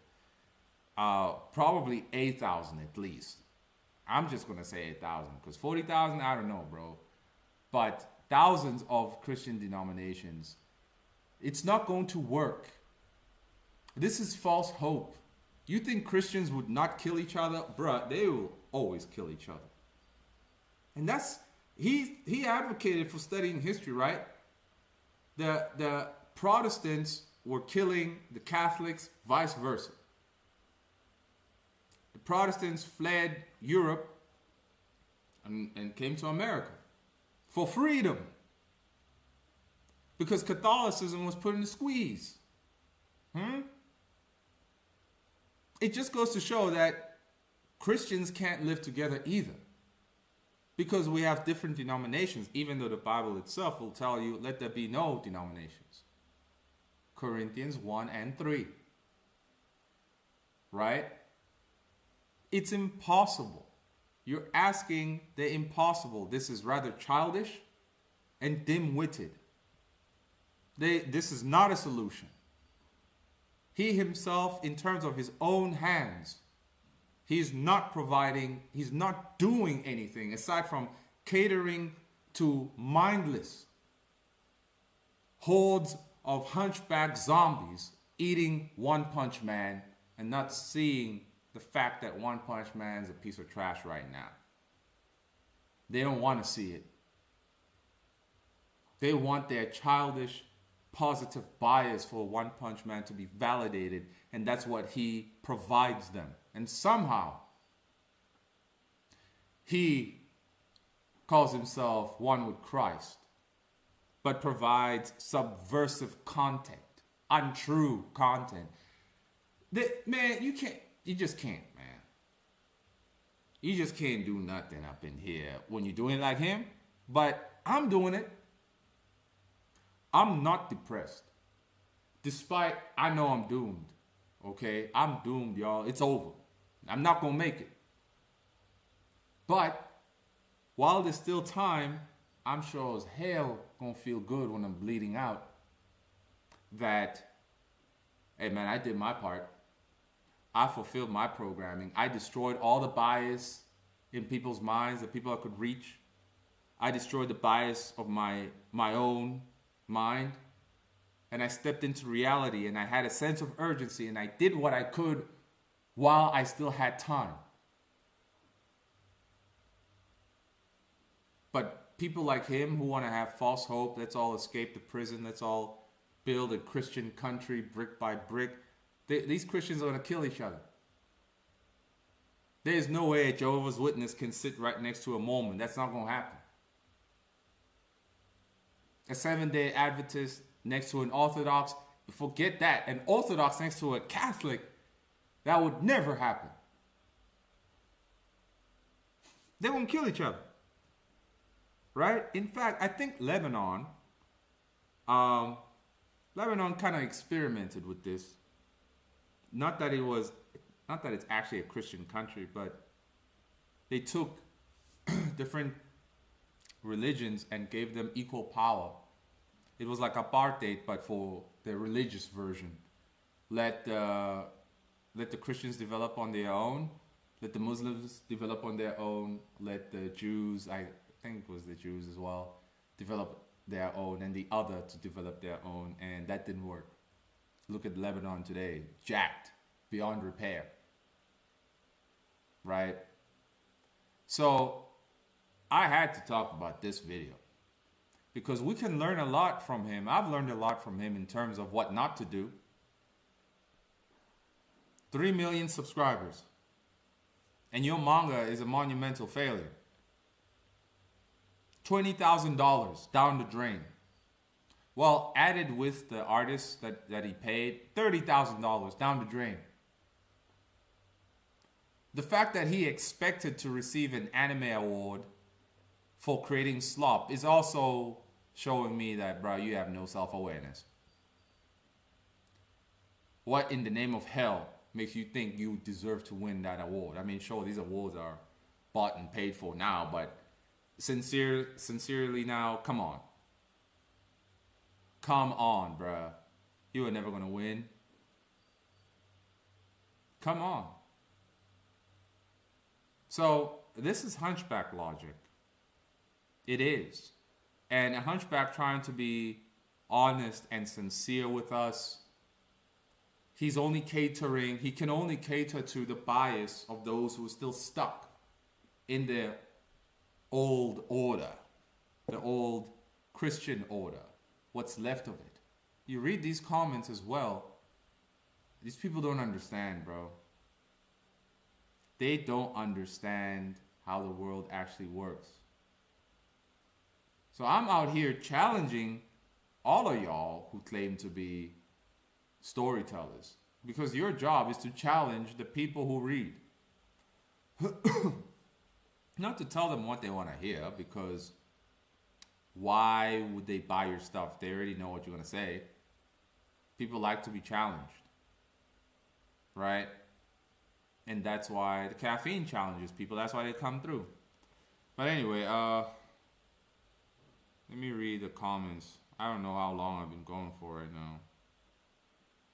Oh, I got a voucher to go buy a loaf of bread at the supermarket. Okay, I'm going to use that. It's been a while.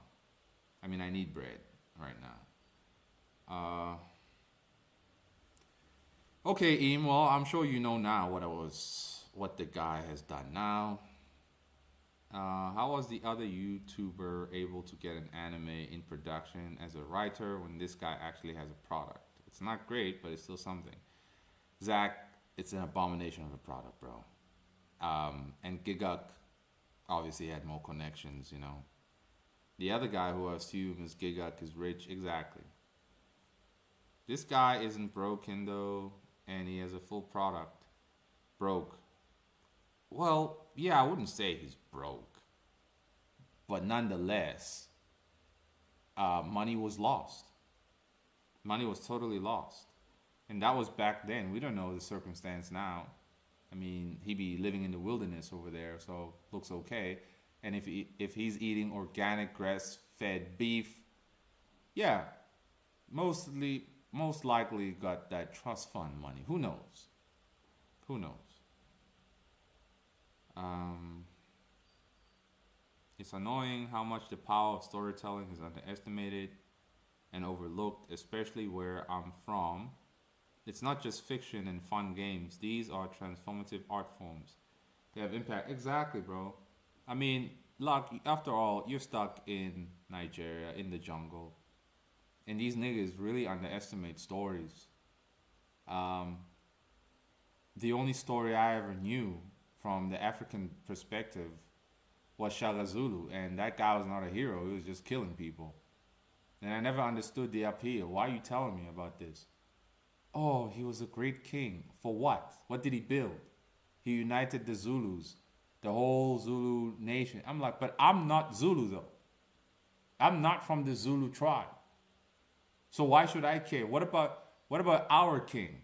Oh, he's just a fat slob who has like 50 wives. Okay. I don't want to hear that. Makes them believe that, yes, it's alright to be mad. Sup, rookie? There's going to be a lot of blood, but it's going to happen eventually.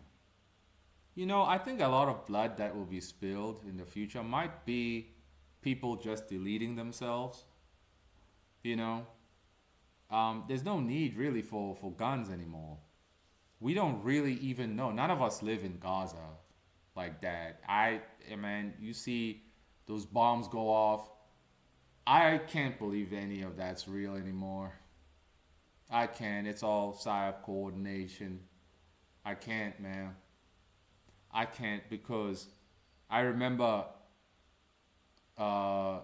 is his name Dave Murray? Something Murray. He's a thought leader from London. He went to Israel at the border, and he was talking live news, and they told him a bomb's coming up. Get out the way. I'm like, this is such BS. This is utter BS. It looked fake as hell, man. So I think eventually people are just going to delete themselves, bro. The law is like a Yu-Gi-Oh deck, and the oligarchs get to keep using Pot of Greed to pull Exodia. They can get away with it because they can pay the referees with good cards. Yeah, very nice analogy, man.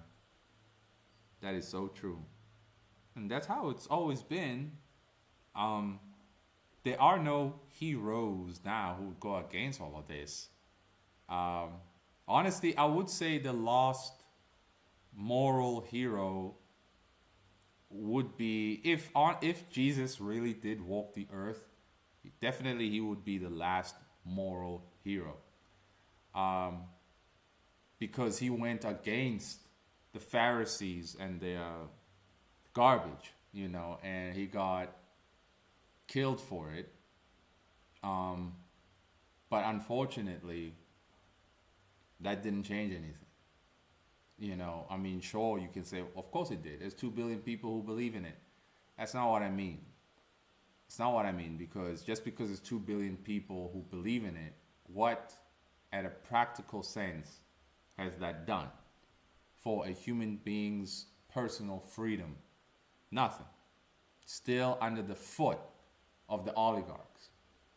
Unless you have your own power to go against these people, you're screwed, right? So, yeah, it's messed up.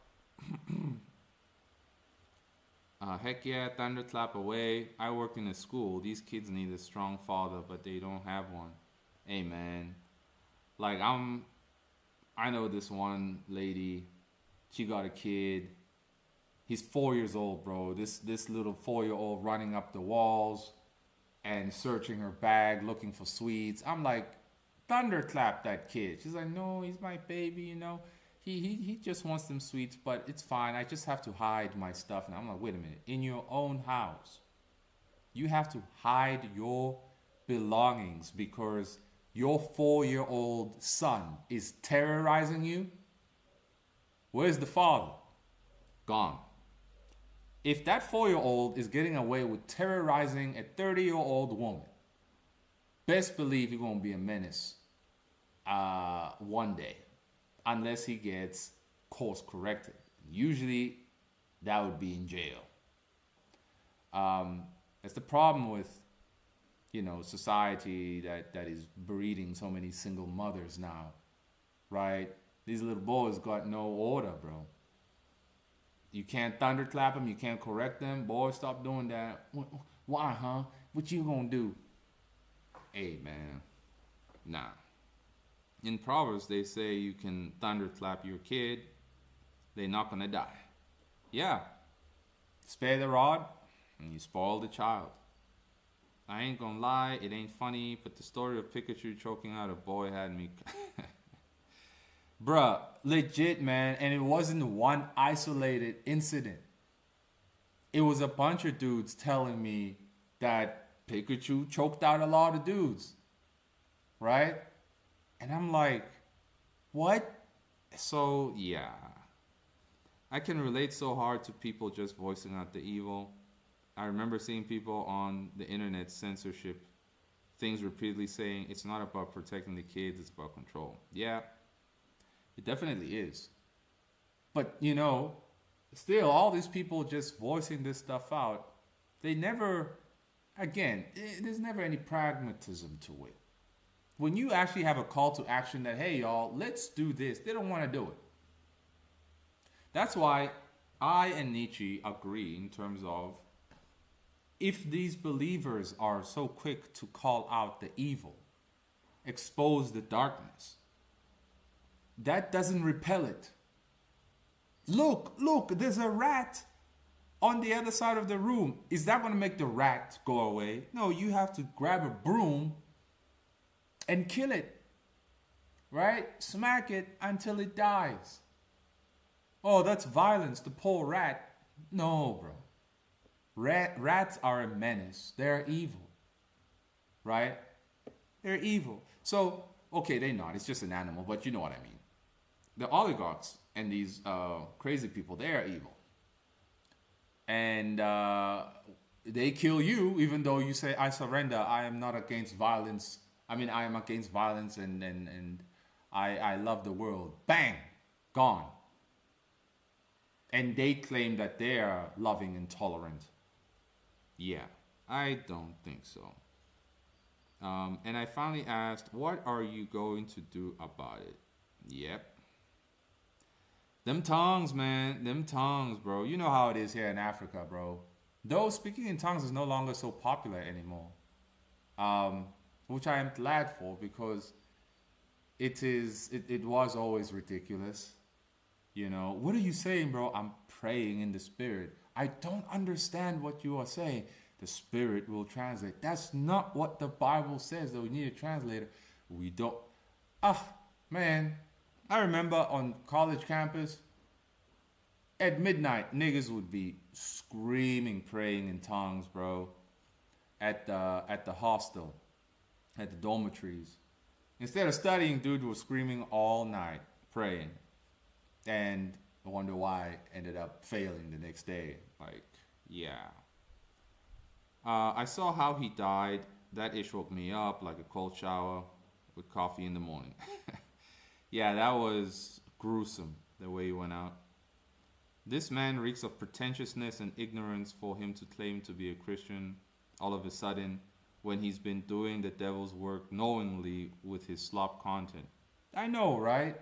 That's what I never understand. It's like, come on, bruh. You've been doing the so-called devil's work, man. How the heck you gonna come up here? Hey, the ego of most people today is insane. They can get away with retardation in their own little bubble, you know. But not for very long, because eventually everybody gets course corrected by causality. Ay, chihuahua. Olaf says, hence is why Jesus said not everyone who calls him Lord will enter. Yeah, he did say that. Entity, what he mean? A demon will never introduce to God. Their sole purpose is to... Exactly. It doesn't make any sense, bruh. Doesn't make any sense. Spitting on a hole and covering it with earth. Sometimes I ask myself, however, I believed that ish as a kid. We were kids, bro. We were kids, so we'll believe anything. I find it funny that they pray for thunder to strike their enemy. Like, what? See, yeah, it's crazy. It's crazy, but they don't want their own hands to be dirty, because that is slave morality. You see, when somebody like this guy says, I am against violence, no, it's not that you're against violence. You know you're just weak. You know you would just lose. So you present yourself as morally virtuous, upright, and filled with human dignity. And you proclaim, I am against violence. No, you are against violence because you would lose. You'd never win. You'd never win. This is slave morality. Right? This master morality and slave morality. We all grew up with slave morality. So I'm tired of all the BS, bro. Like, nah, we ain't falling for this no more. We're not.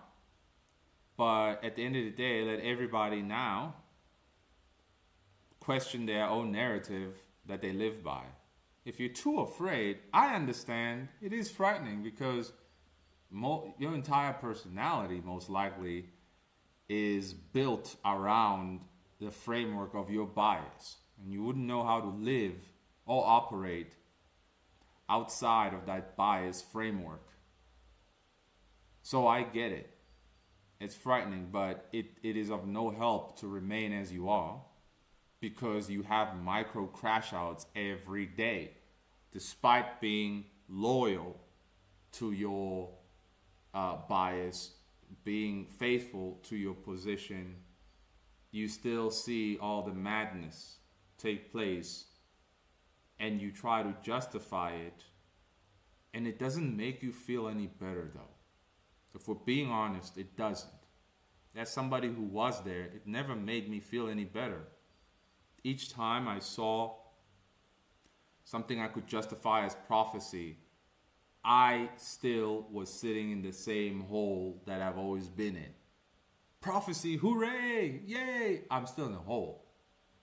Prophecy being fulfilled didn't get me out of it. It didn't add an extra slice of bread on my table, right?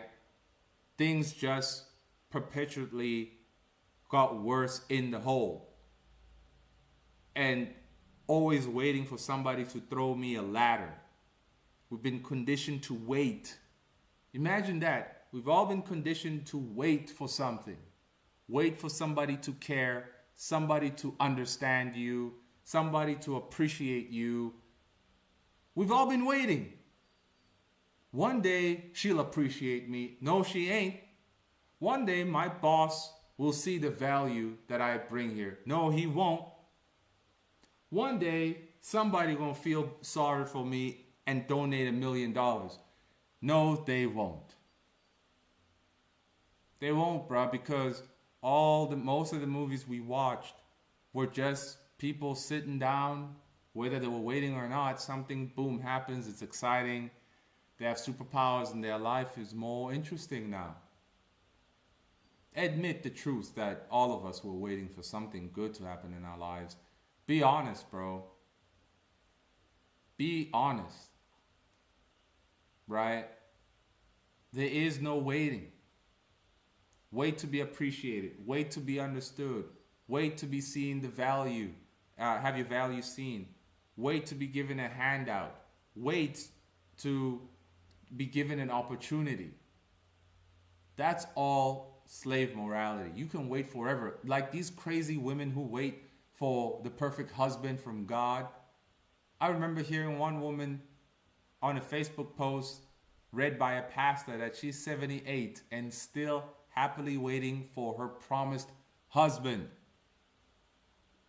I remember in the old days when a dude just jumped into the dating scene right after high school, because I didn't want to do nothing in high school. There was no point. I stumbled upon the narrative of waiting for your soulmate. And that's ridiculous. You wait forever, bro. You gonna wait for your soulmate? She's just gonna knock on the door. Hi, Billy. You've been waiting for me? I'm here to make you a cheeseburger and give you all kinds of Coca-Cola. That's never gonna happen. You can't wait for such a thing to happen. But that conditioning in itself, that wait for the perfect partner, they will come your way. How do you even know that this is the one? Right? Ridiculous. I remember subtly living by that. And I encountered one girl who was in the Netherlands. Of course, we never met. But we just spoke on the internet. And she was 1,000,000,000% just right for me. And I'm like, nah, I'm just being emotional. This can't be happening. This cannot be happening. Then I didn't know as much back then, but I was like, you know, you and I are vibing really well. Really well. I just got to confirm that, it was a dumb question. Like, what the hell, dude? We're on the internet, you know. But every guy starts off as an idiot. Especially when they encounter somebody who they vibe with so well, right? And I just had to confirm, hey, woman, I like saying I want you. Are you the one? And she's like, bro, we're just people on the internet. Of course I'm not the one. And I'm like, yeah, you're right. Well, what the hell was I smoking? It's like, okay, it's okay. I mean, I get it. It is fun, but it's just impossible. And yeah, you know. But because of that bias of waiting, and then suddenly you vibe with somebody very well, surely this must be a sign. Surely this must be, you know, the chosen one. And that's not the case. How many of us have crashed and burned following absurd narratives like this? Crashed and burned, bruh. This guy, MaSTAR, crashed and burned, right? He looks well off, probably is, don't know. For him to come out and make this video in particular after a mountain of garbage. Yeah, maybe he just wanted to participate in the moral discussion the virtuous discussion of the week, and perhaps he felt this was the best opportunity to come forth and show which side that he leans on. But still, it's rather off-putting. But all right, y'all. I think gonna have the live stream with Pierce tomorrow. Bro, South Africa is screwed. If you have the means to immigrate to another country, which one would it be? A lot of people in Germany are immigrating to Sweden and other European countries. Sweden itself will be overrun eventually. You see, I would like to go somewhere. Obviously, I'd go to Japan. But down the line, it too is just going to be subverted. You know, I'd go to Japan, right? Get a nice, simple house on the countryside. But I saw crazy people from Sudan also getting houses over there. Place going to look like a war zone in 30 years. So, bruh, there is no real escape from all of this. Immigrating, you're going to immigrate forever. If you think you can go to a utopia and be safe forever, that's not the case. When Nelson Mandela took over the government here, a lot of white people went to Australia. Australia turned into a gigantic gulag, and those same white South Africans came back to South Africa because the utopia didn't last forever. It only lasted for like 35 years, right? Not even 35 years, shorter than that. So that's the thing for me, is that if you're going to immigrate, it has to be a place that isn't going to fall apart. The North Africans that come here in South Africa, who then do fudgery that results in this country being as jacked as Burundi, is like, nigga, you're messing it up for yourself and everybody else right now. And that's the issue. Is that most immigrants do not really assimilate to the culture of the new country that they find themselves in. If I were to go to Japan, how long until they get subverted into some garbage? That's the problem, but I would go to Japan. People don't want to take the initiative to change their lives. They don't. It's scary, right? It needs to be a calculated risk. It has to be a calculated risk. It's not like in the movies where it's like, I'm leaving. I'm going to start a new life somewhere else. And then everything works out. Nah. Sadly, it don't work like that. Faith without work is dead. Yeah, definitely. That's why I travel to work abroad and still come back home to the Holy Land. Well, at least you got that privilege to travel back and forth. You know, and you would think that traveling might be, back and forth traveling to that degree might be a problem in that region that you're in, bro. But it's not. But every single day, the media tells us, trouble, trouble, trouble, yada, yada, yada, whoa, whoa, whoa, blah, blah, blah. Constant state of fear. Heightened senses 24/7. Right? It's crazy. But analyzing all of this from the mind of a storyteller, it is interesting. And you can use it for something useful, which is the story that you're telling, right? But anyway, that's it for now. I'm going to live stream tomorrow because, man, my throat is gone right now. All right, y'all. Peace.